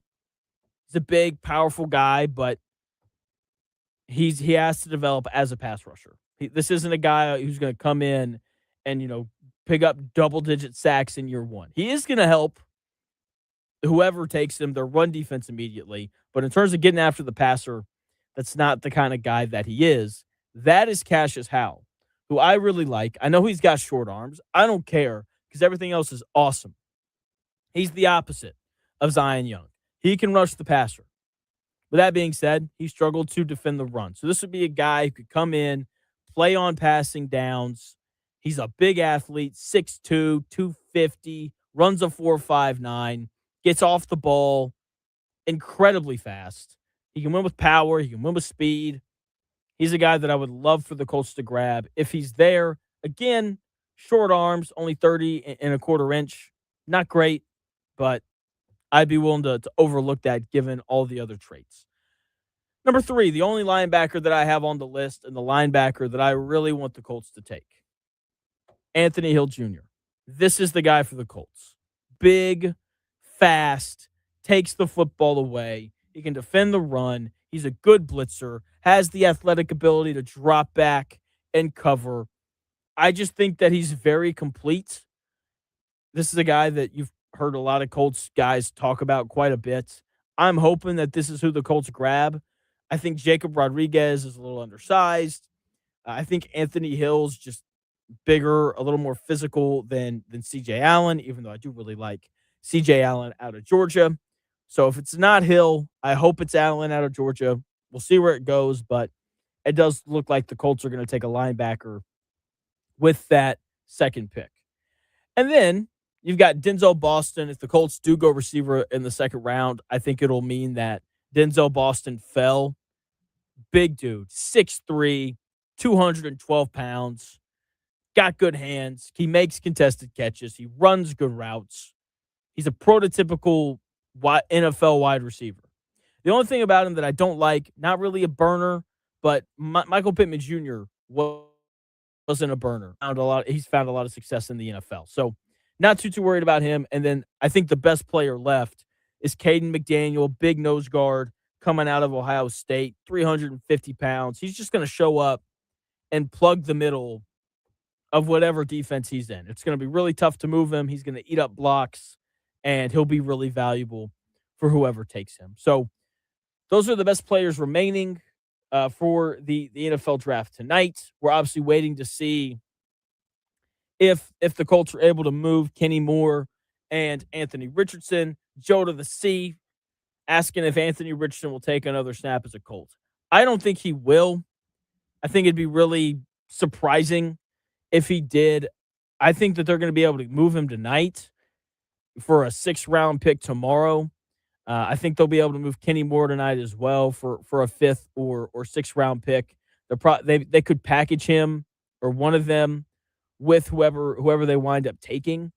So I don't think we see Anthony Richardson take another snap for the Colts. Even if he stays here, I mean, are we sure he's going to be quarterback number 2? We're sure it's not going to be Riley Leonard? I mean, they seemed pretty okay with running him out there last year. So okay, in fact, that they brought in 97-year-old Phillip Rivers to play quarterback. So I think that they move Richardson tonight. Kenny Moore as well. I think they'll be able to move Kenny Moore first just because he's a guy who I think it's a little bit easier to see him showing up and impacting. I hope that the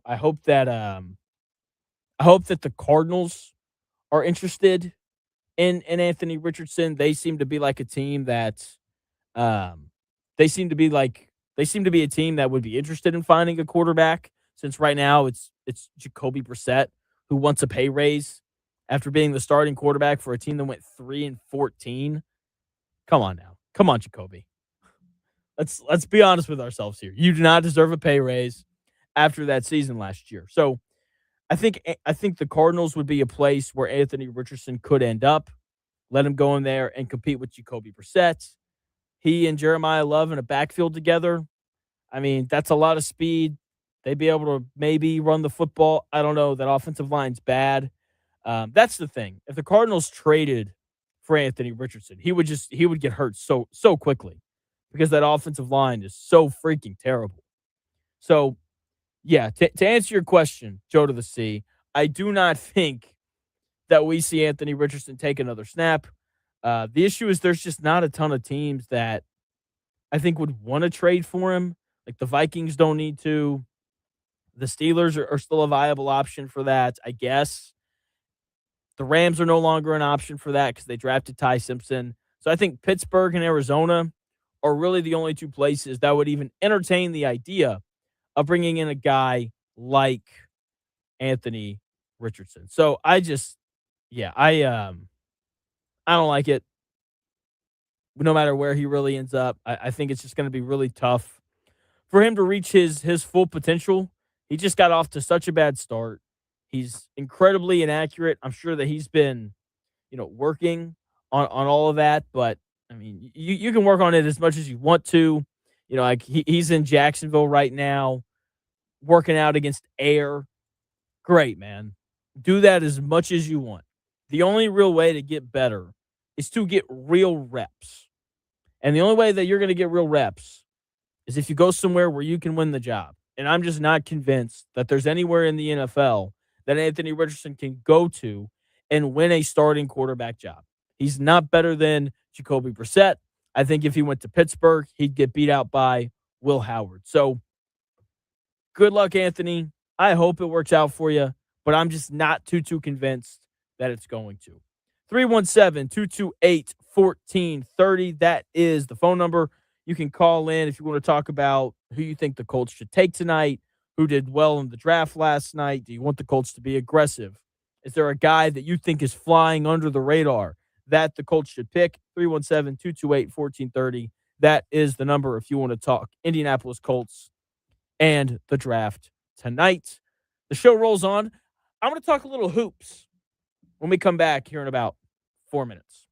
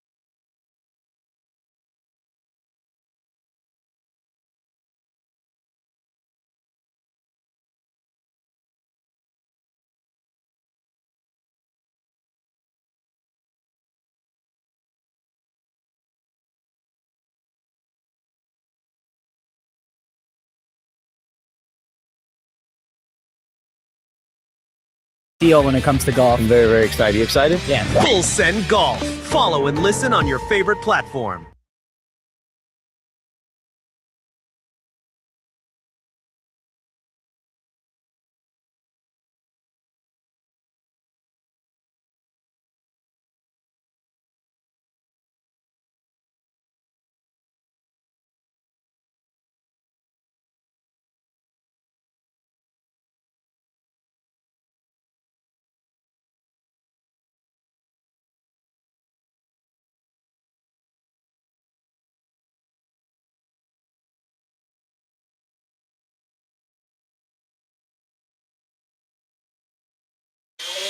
Let's do this. It's the Real Jonathan Smith Show on Indie Sports Ticket, 1430 AM, 93.9 HD2, and always on the free Indie Sports Ticket app. The Real Jonathan Smith Show here on Indie Sports Ticket, hour number 3, getting underway. Thank you for tuning in, no matter how you're tuning in, whether that's YouTube, Indie Sports Ticket, if you want to head over there and subscribe. Maybe you're watching the show on X, _ Jonathan Smith, to follow me there and watch the show there. You can also listen on that Indie Sports Ticket app or 1430 AM. We've talked draft for 2 hours. 317-228-1430 if you have any thoughts on the NFL draft. And so I'm just taking like a short break from it. We're going to get right back to it. But the Knicks are down 2-1. And I'm a big hate watch guy. Chris, do you enjoy a good hate watch? Can you be more specific? A hate watch is essentially when you watch a team because you want them to lose, right? It's like obviously like whenever you watch the Giants or the Colts play, you're watching because you want the Giants or Colts to win. The opposite would be watching the Patriots because you want them to lose. Sure. Yeah. If there was something on the line, then yeah, sure. But on a random Tuesday, probably not. I love a hate watch, man. Fair enough. A lot of I grew up on hate watches. It's like, oh, LeBron James is on TV. Hate watch time. I want to see that guy lose. I don't feel that way anymore. Dude's an incredible player. But the Knicks fall into that category for me. I like watching Knicks games strictly so I can root against them. And they've made it so much fun to do that so far in this series against Atlanta. And I just love it when Josh Hart and Mikal Bridges combine to score 2 points in really important playoff games. And they're currently down in the series 2-1 to the Hawks. And they fired Tom Thibodeau last year because he could only get them to the Eastern Conference Finals. Don't mess with winning, right? That's one of the sayings here on the show. And that's exactly what the Knicks did. Back-to-back seasons where they make the Eastern Conference Finals. They just can't quite get past the Pacers last year, which isn't a surprise because the Pacers have a better roster than the New York Knicks do. The depth of the Pacers continues to be the thing that makes them unique, especially when you look around the Eastern Conference. And when I'm looking ahead to next year and we're thinking about, the Pacers hopefully making another run to the finals and this time actually lifting the Larry O'Brien trophy, their depth will once again be a very useful thing to them. Like the Pistons really only go like 7 deep. I think Boston's in a pretty similar boat. They've really only got like 7 or 8 guys. I think Cleveland and Toronto and Atlanta are all the exact same way. They all can play like 7 or 8 players, and that's really it. And then you have this Pacers team. Well, that's just not the case. They've got so much depth. They're going to be able to go 9 or 10 guys deep. And if you've been paying attention to the Nuggets and the Timberwolves series, part of why Denver struggled with Minnesota is they don't have the depth. They're having to play their best players 40 to 44 minutes a night. And when you're playing that much, you run out of gas in the fourth quarter and you settle for bad shots. That has never been an issue with the Pacers because of, one, how they play. They play so incredibly fast. They get so many layups and so many open threes. And 2, because they have depth, they're able to give their best players a little bit of rest. that is one of the issues that we continue to see with this New York Knicks team. They just don't have the depth required to really make a run like they need to. There are games tonight as well. I won't talk about the other two games from last night because Toronto's going to lose that series. And, the Nuggets didn't have Aaron Gordon, and they need him to win that series. If he remains hurt, then they're not getting out of the first round. Lakers Rockets tonight, Kevin Durant and LeBron James. Watch it because we're not going to have it for much longer. No Wemby tonight. Big game 3 in Portland. And the Spurs aren't going to have their best player. They're still favored, which is kind of amazing. But yeah, that game going to be a lot of fun as well. Watch basketball tonight. What else are you going to do? You don't need to do it. C. Fitch said he's the king of hate watching Purdue basketball. I'm sure that's a thing for a lot of people. I could see C. Fitch being hate watching for a lot of things. To be honest. Is there a wrestler that you've hate watched? No, not really. I mean, like stuff that teams or whatever I don't like, if they're playing, I just don't watch them. Because you know what I mean? If I hate them that much and they're not playing for something significant at that moment, then I'm probably just not investing the time. That's how I hate watch. Just not watch You it just all. ignore them. Yeah. Hey, you're blocking out the haters. I'm not going to track down LeBron to watch him. I'm not going to track down the Patriots to watch them. You know what I mean? I'm just like, unless it's like a you watch playoff Super game. Bowl though, right? Yeah, Absolutely. Yeah. Whoever is playing against the Patriots is going to win. That's right. And so I love a good hate watch, and that's what I was doing last night when CJ McCollum was just out there getting buckets. I love this is the other thing about it that I really like about watching that series. It is so fun when in any sport, when a guy kind of falls off the map because they get traded to a bad team, and then something happens and they end up on a good team again. And you're like, oh, wait, he was really good before he got sent to New Orleans where they won 20 games a year.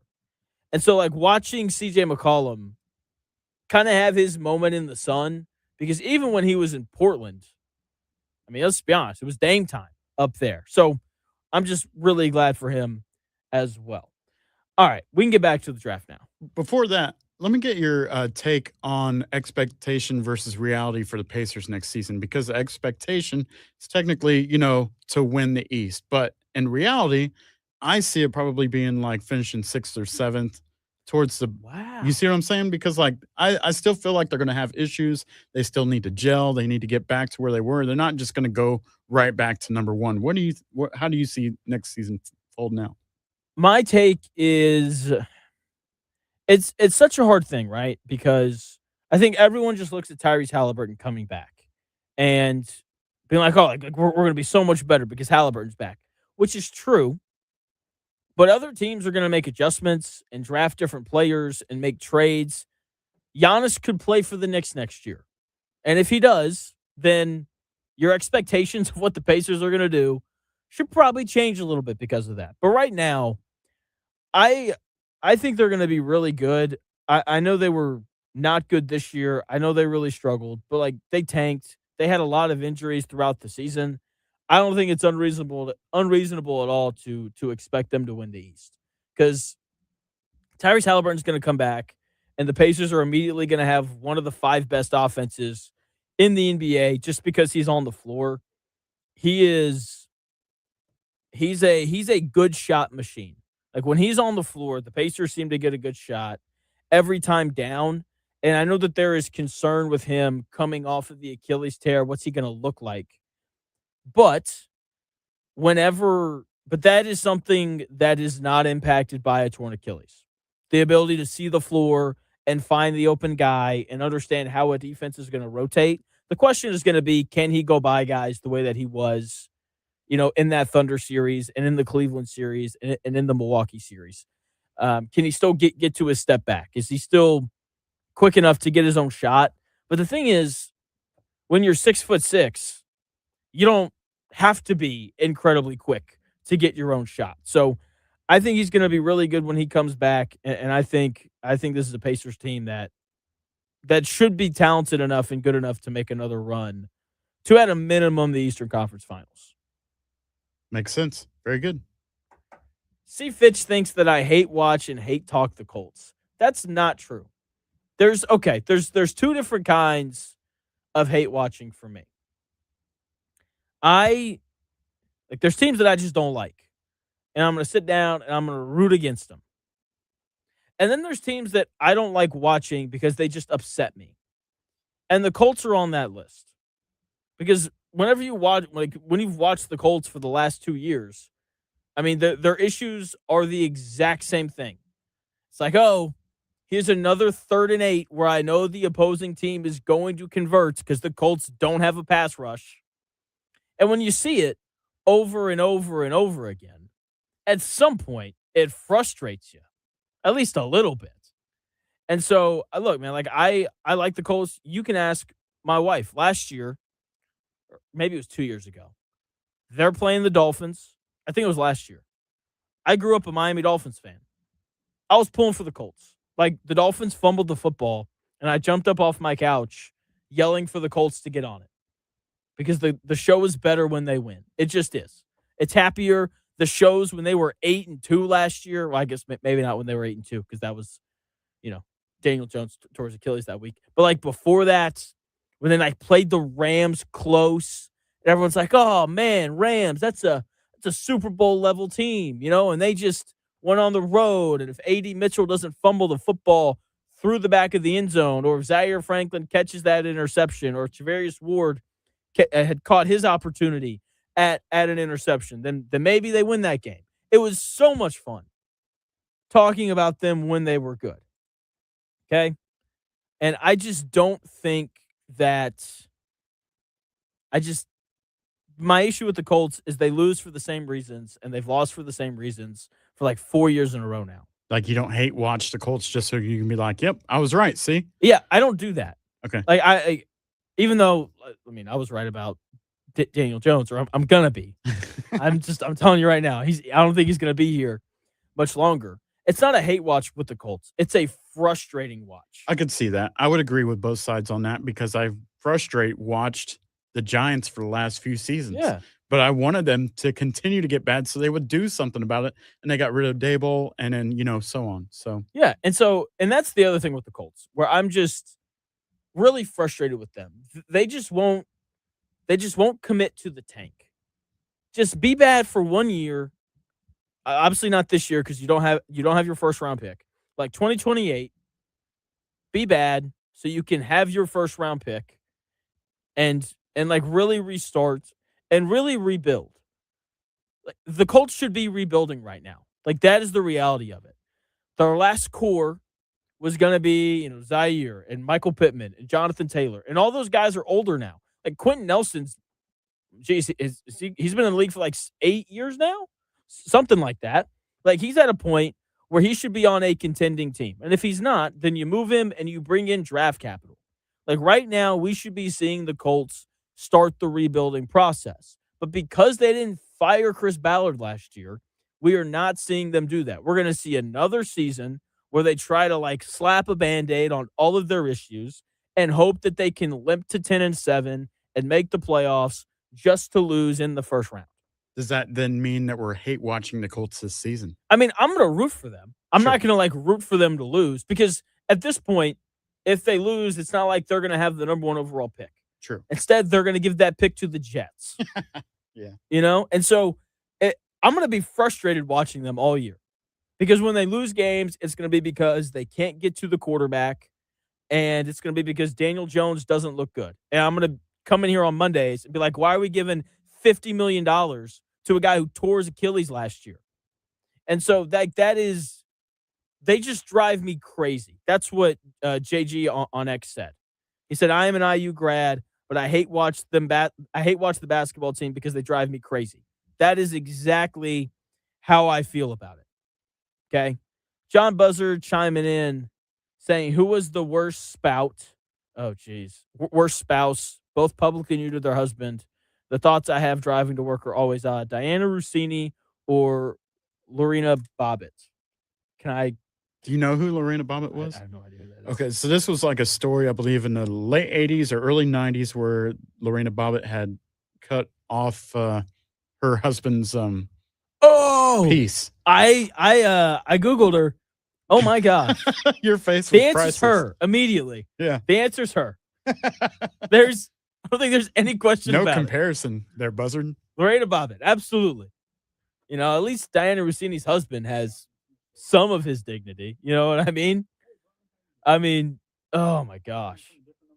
317-228-1430. That is the number. Poor John Bobbitt. Yeah.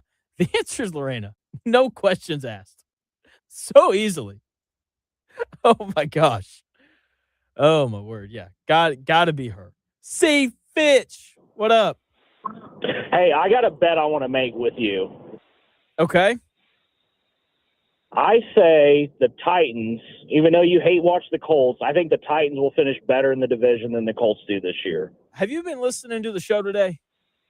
No, not. I mean, basically, I tune in at 2. Okay. Some of us has to work. I did. Yeah. I mean, I am working. I don't know what you're talking about.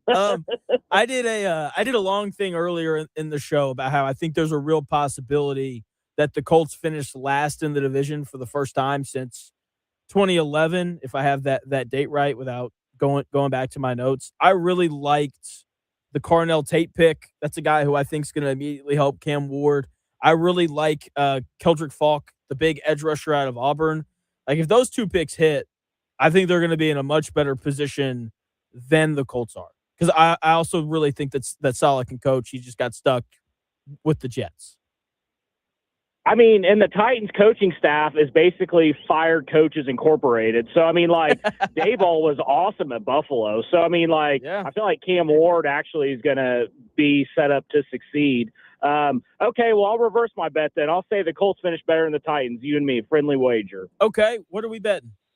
I don't know. We'll figure it out when it comes closer. We got like a year almost. All right, I'm down for it. Let me. I got one question for you. Yeah, of course. Whose situation is better, Carnell Tate or the guy that got drafted by the Saints, the other wide receiver? I can't think Jordan of his name. Tyson? Jordan Tyson. Yeah. Whose situation is better? That's a really interesting question because Kellen Moore is a really good offensive coach. As you mentioned, Brian Dable did a really good job in Buffalo as the offensive coordinator. I didn't think he did a bad job with the offense last year with New York. Chris may have a different opinion on that, but I would say it's probably Carnell Tate because I like Cam Ward more than I like Tyler Shuck. And I think that the Titans' offensive line is going to be better than New Orleans this year. And so Cam Ward will actually have time to get Carnell Tate the football. Will Cam Ward be the first or second best quarterback in the division? I think he'll be the third best quarterback behind C.J. Stroud and Trevor Lawrence. Everybody jumps ship on C.J. Stroud. He's still good. He just played behind like the 29th best offensive line in football last year and still won a playoff game. So I think he'll be the third best quarterback in the division. With Daniel Jones being fourth. Yeah, and it's not even like this isn't me being a Daniel Jones hater thing. I just looking at Jason Tatum, 9 months removed from his surgery, which is where Daniel Jones is going to be at week 1. Like, Jason Tatum just does not move the same, even now, 11 months after his surgery. And I just think that Daniel Jones isn't going to be as mobile as he needs to. Like, when you go back and you look at Kirk Cousins and Aaron Rodgers, their first years off of tearing their Achilles, it's really rough to watch. Now, Daniel Jones is a lot younger than those guys. Maybe he recovers quickly. I just think that the first 8 weeks for him are going to be kind of rough. And then around the midseason point, he'll actually be healthy, and we'll see him play a little bit better from there. Yeah, I'm 100% in that same boat with you. So, yeah, I'm not a hater. I'm just, I give my opinions. I try really hard not to be a hater, but sometimes it comes off that way. Every year you say the Colts are going to win 5 games. Now, one of these years you're going to be right. I said they were going to win. I said that they'd be closer to 7 last year. I said 7 last year because I went on a radio station in Milwaukee last year when the Packers were scrimmaging the Colts in spring training, And I was like, the Colts are going to win like 7 games this year. And then I got off the show, and they just like ripped me after I got off. They're like, the Colts are going to win 3 games. What is that guy talking about? And then, I was closer to being right than they were. So, yeah, last year, the thing with the Colts is I always think that their record is better than they actually are. Because when you look at their schedule the past 2 or 3 years, it's been pretty soft. Yeah. And so, look, they're going to have a third-place schedule again this year, and that's going to have a lot to do with, I think, how the Colts look. Like, look, if they open the year, I think that they want to open the year with their softer opponents, just because I don't think Daniel Jones is going to be as good. So if they can get their tougher opponents later in the year, when their opponents are hopefully a little bit banged up and Daniel Jones looks like himself, I think they'll have an outside chance in making the playoffs, but the schedule's got to fall the right way for them. I think New England's the same thing's going to happen to them, as they had such an easy schedule last year, and I think they're just going to get blasted this year. It's also the Super Bowl hangover. I mean, yeah, that's a really important thing. I haven't looked here. I'll look at it during the break. Turnover differential, I think you've heard me kind of do my rant on this before. That is one of the easiest ways to see which teams are going to leap up in terms of wins and which ones are going to drop. Like, the Jets are going to be significantly better this year because they were dead last in turnovers forced last year. And that is turnovers, a lot of it is just kind of luck-based. And so that's part of it as well. I don't know where I can't remember off the top of my head kind of where the Colts fell with that last year, because that's something that tends to kind of balance itself out. Beautiful. You gave me something to bet now, over-unders, by just looking at that. I do it every year. Look, we've hit 2 years in a row. We took the Jags over last year because I think they were third to last in turnovers forced last year. They were at the top of the league, or 2 years ago, they were like third to last. Last year, they were at the top of the league. We did that the year before with the Commanders and Broncos as well. That is a really easy way to make money when you're betting over-unders. All right, I'm putting DoorDash money on your pick this year. Okay, sounds good. Sounds good, C. Fitch. See you guys. Have a great weekend. See you, man. You too. C. Fitch, we love a good call from the Misfits. Yeah, that is one of the easiest ways to make money. I bet I would put my over-under record up against anybody's when it comes to betting it. I do 3 locks every year. I think every year I've hit either at least 2 of them, and we'll kind of see where it goes from there. I know we got a caller on the line. We need to hit a break, though. We'll come back. More calls here on The Real Jonathan Smith Show, 317-228-1430 when we come back in 3 minutes.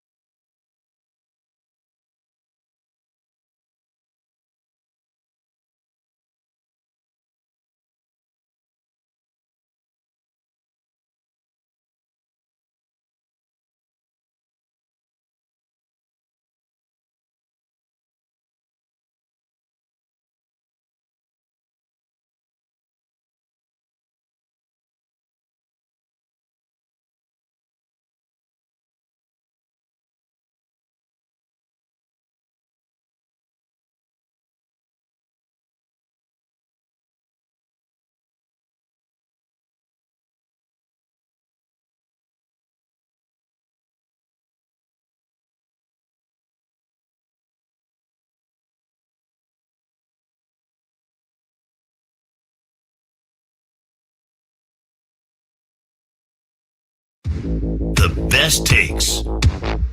Maybe. The Real Jonathan Smith Show on Indy Sports Ticket 1430 AM, 93.9 HD2, and always on the free Indy Sports Ticket app. Welcome back to the Real Jonathan Smith Show here on Indy Sports Tickets. John Buzzard asked a question earlier. You know, who's a worse spouse, Diana Rossini or Lorena Bobbitt? And the Lorena Bobbitt incident happened before I was alive. So, Buzzard, what's up? Chris said you wanted to kind of explain that story to me, which I'm very intrigued by. Hey, I'm going to give an argument on why you are wrong in picking Lorena Bobbitt as the worst. Okay. So, Diana Rossini's husband, so wasn't his son named Michael? Is that story true? Yeah, I'm pretty sure that story's true. Okay. So, for the rest of his life, he has to call his son by the name of the person that his wife whatever was. So that's an ego problem for the rest of his life. That's true. John Wayne Bobbitt was actually able to get his unit sewed back on, and he's fine. Every time you look down there, though, I mean, you know it looks weird. There's no way it looks normal. Every time you look, you're like, I'll never. Rumor has it he was able to become a male adult film star. I heard that. Yeah, I did hear a story about that. So he made a living. So his wife enabled him to join a whole nother career field that he previously would not have joined. So she helped him. Some of these people have weird fetishes. That's crazy. Okay, yeah. No, that's a fair argument then. I would the Rossini argument makes sense. This is now another question I have to ask Amelia, because whenever stories like this come up, I'll always look at her. It's like, so last night we were on the couch. Is this your pillow chats that you have with the wife? I guess. I looked at her last night and I said, Amelia, I need you to promise me something. She's like, what? I was like, I need you to promise me that you will not have a 6-year affair with an NFL head coach and then name our firstborn son after him. And she was like, I think I can make that promise. And so now tonight, I'll ask her the same thing about Lorena Bobbitt. See, technically, you're in media, and you're in Diana Rossini's shoes, so you're looking for a Fever player to come up and try to steal Jonathan Smith away from the wife. That's what's happening. Yeah, no, I don't think any Fever player wants to talk to me. Like, aren't you the guy who hates the WNBA? I was like, I wouldn't say I hate them, but you know, backwards hats. And backwards hats. I don't. Yeah, that's a no-no. That's a no-no. Yeah, Buzzer. Ed, don't make her mad. I said, don't make her mad and get drunk and then fall asleep so much that you don't even notice that happening. So there you go. No promises. Thanks for the call, Buzzard. All right, good talk, Jonathan. Good talk, man. See ya. Yeah, that's crazy. Sewed it back on. I forgot all about that. Pass. Just a hard pass on that whole situation. I mentioned off the break, I wanted to bring up something to you and get your genuine reaction to it. I know this is probably far-fetched and probably won't happen, but earlier you were talking about Richardson potentially going to the Cardinals. Yes. Do you realize this would then create a QB room for the Cardinals that is the Colts' sloppy seconds, because they have Jacoby Brissett and now they have Gardner Minshew? Oh, you're right. They do have Gardner Minshew. How funny would it be for man. AR to go to the Cardinals? I want that to happen now. That's awesome. I hope it happens. Then now they could too. battle each other and see who's That'd the be worst. great. Who's the best former Colts backup? Right. Gardner Minshew, Jacoby Brissett, or Anthony Richardson? They're all bad. Like Jacoby's probably the best of the bunch, but I wouldn't want any of them. Minshew didn't do bad while he was here, though. He did okay. Yeah, he but did then all right. he everywhere he's been since, like the Raiders paid him not a ton of money, but like a lot of money for a backup. And then he got beat up by Aiden O'Connell. Right. And speaking of a hate watch, I'll hate watch Aiden O'Connell any day of the week. Just because Purdue fans, I love you. All of my in-laws went to Purdue, but I can't hear any more of Aiden O'Connell's going to be good. Stop. So there's that. Yeah, and so he struggled in Vegas. He was with the Chiefs last year, and Yep. the games he played in, he was awful. Terrible. And I don't. You got to be a special kind of bad to look that bad when you're playing for Andy Reid. So yeah, but then again, like you watch Anthony Richardson, he hadn't been any better. So that's a great call. I kind of want that to happen now. Yeah, that's Cardinals get to it. Get AR over there. Yeah, absolutely, absolutely. All right, so that's nuts. Yeah, again, I hope that happens. All right, so the Colts, the draft tonight. Chris, just don't mess it up, man. Just stick to the plan. We'll go back to the analogy that I keep using. Drafting is like grocery shopping. Just get what you need to make dinner. That's all I need you to do. I just need you to find an edge rusher and a wide receiver and a linebacker that you like. Or that more importantly that we like. 'Cause that's really what matters. Forget what Chris Ballard likes. So I think in order to do that, we are going to see the Colts trade back today to kind of piggyback off of what Zach Hicks said earlier. I do think that the Colts want to make 3 selections today. The way that the first round has fallen, I think the Colts are in a really good position to do that. There's still a lot of good edge rushers left that I think teams would want to trade up for. There's multiple cornerbacks left that I think teams would want to trade up for as well. You know, the Colts need a corner. That's not their biggest need. So I think that they'd be willing to trade back and allow a team to kind of leapfrog them and grab a D'Angelo Pons or a Terrell or a McCoy, who you could argue is, you know, the second best second best corner in this draft. So there's a lot of possibility for the Colts to kind of check the boxes that they need to check. I think there's a decent chance that they come out of the draft today with an edge, a linebacker, and a corner, or excuse me, and a wide receiver. I think that is definitely in play for them. At a minimum, though, they need to check two out of those 3 boxes. Like if they end up just going linebacker at pick 47 and then receiver with their 3rd round pick, I'm going to walk out of there pretty happy with that because those are, I think, their 2 biggest needs. Because again, Nick Westbrook-Akine, I know he played at IU, played for the Dolphins last year. He wasn't very good. Again, 11 receptions on a bad football team. So find a receiver today, find a linebacker today, and then hopefully everything else kind of falls into place with their ability to trade back. So NFL draft, NFL draft, NFL draft. That has been the big topic today. Loved what the Titans did yesterday to kind of continue what I was saying to see Fitch earlier. Cam Ward needed weapons. They go out and they get Cornell Tate, right? They've spent previous drafts working on the offensive line. If they develop those guys, then this is going to be a good offense. Robert Saleh is a good head coach.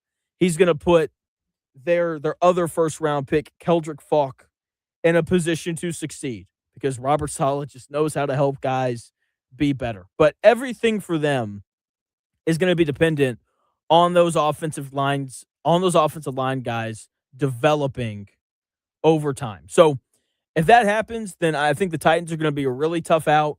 The AFC South could be a very tough division this year, especially if the Texans and Jaguars kind of continue their success, and if the Titans finally kind of get things rolling again by bringing in Saleh and hopefully not, but if they can develop those offensive linemen, then they're going to be a really tough out for the Indianapolis Colts. There are some other teams that I thought did well last night. There are some other teams I thought did poorly. We'll wrap up the show with my thoughts on the teams that won the NFL draft last night and the teams that lost it. I'm making fun of those writers. We'll be back in 3 minutes.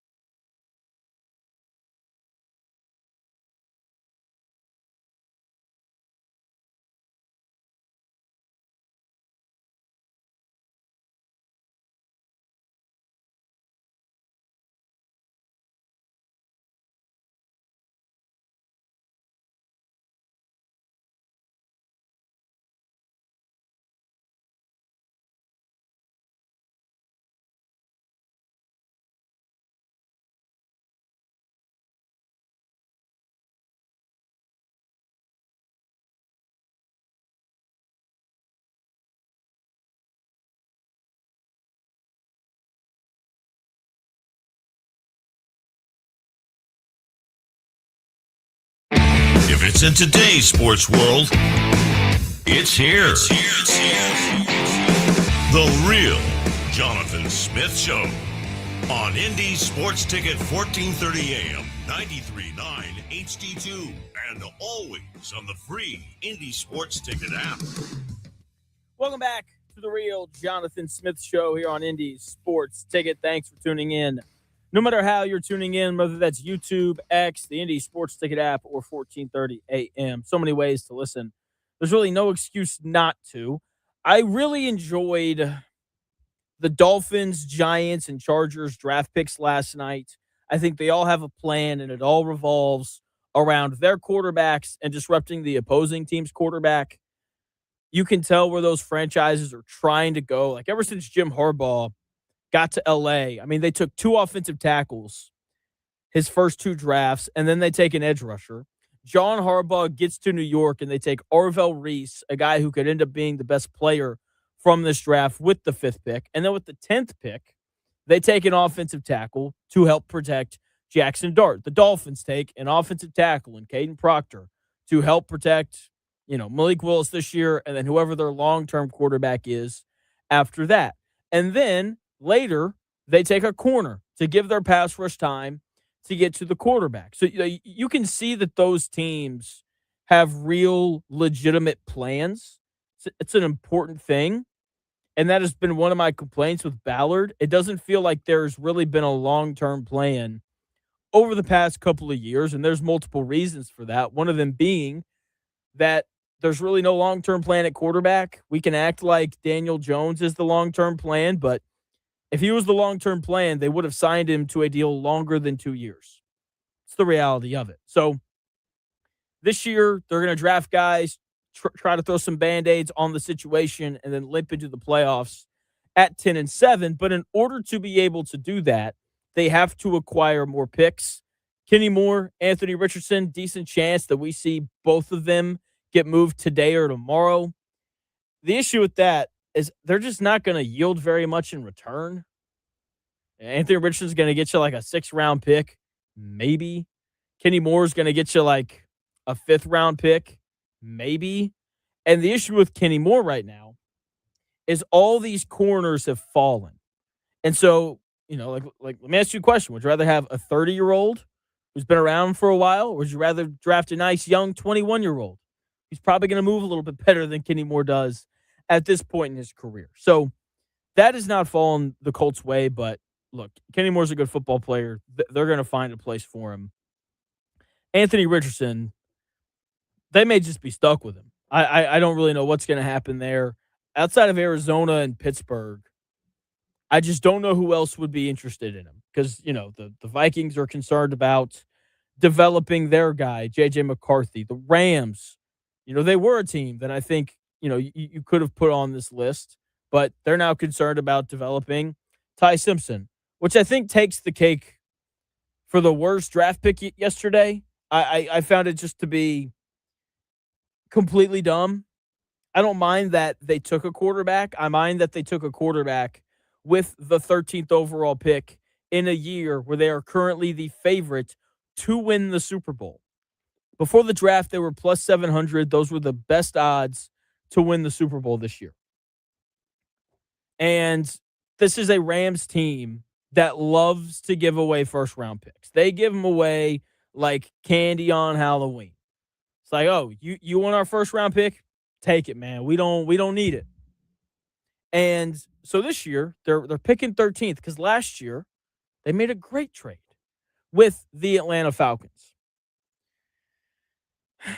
And instead of taking a guy who could help their chances to win a Super Bowl this year, instead they take a quarterback who's probably not going to take over 2 seasons from now. At the earliest, Matthew Stafford could decide to play till he's like 41. They did what Green Bay does, or what they did with Jordan Love and Aaron Rodgers when they brought those guys in. My issue with it is you probably could have gotten Ty Simpson with like the 20th pick, trade down, pick up a couple more picks if that's possible. And they also got a guy that I just don't really believe in. Ultimately, though, He's probably going to work because he's going to play for Sean McVay, and that is the Sean McVay magic. But when you're in a Super Bowl window that is about to close, let's maybe not take a quarterback with that first round pick. Maybe take a Reuben Bain instead. Then you've got this nasty combination of Jared Verse and Byron Young and Reuben Bain. I mean, geez, man, they'd have been an absolute terror on third down. So didn't really like that pick. It's probably the pick that I disagreed with the strongest in the first round. All right. I have to ask a question because I don't understand this. Why would anybody ever go to the NFL draft? I don't understand it. Hey, man, could you imagine, like, you've got like 2 kids. They're like, hey, Dad, are you going to be able to tuck me into bed tomorrow night when I go to sleep? It's like, no, I'm going to be in Pittsburgh, standing outside in the freezing cold, dressed up like a Viking, while I watch Roger Goodell, a guy that I don't like, announce the newest player on my football team. I would imagine that's free admission, right? Like, nobody is paying to go to that. I guarantee you that there's tickets. I would be shocked if there weren't. I don't. Did you? You probably didn't watch it, but there was a lot of people that left after the Steelers pick. I don't see. Oh, you're right. You do not need to buy tickets to the NFL draft. Admission's free, but you have to register for access. Okay. Yeah, a lot of people left after the Steelers pick, and I'm like, well, if they bought tickets, then a lot of people are just wasting money because they left. I think it was maybe an hour and a half into the whole thing. Yeah. Do you know how many people were at the draft last night? They said a ridiculous amount. It was like thousands and thousands and thousands. 320,000 people. That's not accurate. We're at the NFL draft last night. There's no way. This is what I read. That's no. That's what I read. Maybe 30,000. And if you read it on the internet, it's true. Because between both nights of WrestleMania, 2 nights in Allegiant Stadium, there was 106. Yeah, because you're in a stadium. You can only sell so many seats. But It's just outside. But there looked like more people there than outside in the parking lot in Pittsburgh. Let me look. Because what I read was that there were 320. Yeah, here we go. The Pitt News, local newspaper. More than 300,000 attendees flocked to the North Shore for night 1 of the NFL draft. The total number being 320,000 people. Would you like to guess how many people live in Pittsburgh according to the latest census? I have no idea. 300,000 people. So nobody was home. Nobody's working. It's insane. All these people coming in. Are they counting everybody that's like also working and, vendors? They said 320,000 people showed up. No. I'm taking that as attendees. It's insane. I mean, look, like that's a huge area. That's just outside the stadium, right? I mean, obviously, cars. That's where they're calling the names out. Yeah. That's a huge area. I don't know about that. It's a lot of people, man. I'm just saying. Couldn't be me, though. No way I would go. If the Colts hosted it, unless I was getting to name a pick, which I don't think they would let me do, I'm good. That would make sense of why so many people left at the same time last night because they were trying to beat traffic of 300,000 people. 300,000 people is absolutely absurd. I'm out. Got to work in the morning. Yeah. Couldn't be me. C. Fitch chiming in saying the Colts should hang on to both Kenny Moore and Anthony Richardson and trade them to a contender at the deadline. Get more capital because of desperation. Ballard is such a terrible GM. I'm glad that you think that Anthony Richardson can be the starting quarterback for a contender. Love hearing that from you, C. Fitch. Really nice little flipping of the tune there on Anthony Richardson. I agree with that for Kenny Moore because you know that someone's going to get hurt. I know he mentioned this was my biggest issue with him saying that he would just waive him if no one wanted to trade. Like, hold on to him for a month because someone's going to get hurt. Someone important is going to get hurt for a really good team this year, and they're going to need a slot corner. It happens every year. And like you want to be the team waiting in the wings to make that trade to pick up, whichever guy you want. So I'm so intrigued. Listen to this. speaking of Anthony Richardson, you ready? Let's hear it. Fewest college starts by quarterbacks drafted in the first round since 2020. Anthony Richardson leads the way with only 13 starts. Ty Simpson's second with only 15 starts. Trey Lance and Mac Jones, how are those guys' careers going? They bring up the rear with 17 starts. I'm telling you, Ty Simpson couldn't beat Jalen Milroe out, who's a backup quarterback in Seattle. I don't like it, man. He's also small. Like small quarterbacks don't win in the NFL. Russell Wilson's really the only exception that I can think of in recent history, and that's just because his escapability was incredible. He could also turn around and hand it off to Marshawn Lynch whenever they needed to, and he threw a beautiful deep ball. Two things that Ty Simpson cannot do. I still can't believe. I'm not surprised that the Rams took a quarterback. I am surprised that they took one with the 13th pick. Stats don't lie, man. Yeah, that was did you watch Numbers Never Lie on ESPN2? No. Decent show. Okay. It was all right. See Fitch chiming in again saying he was more talking about more, but anytime he can crap on Ballard, he will. Yeah, I'm sure that we're gonna, I'm sure that we're gonna crap on Ballard on Monday. Yeah, we'll find an angle to be like, why would you do that? We'll see, man. I have no hope.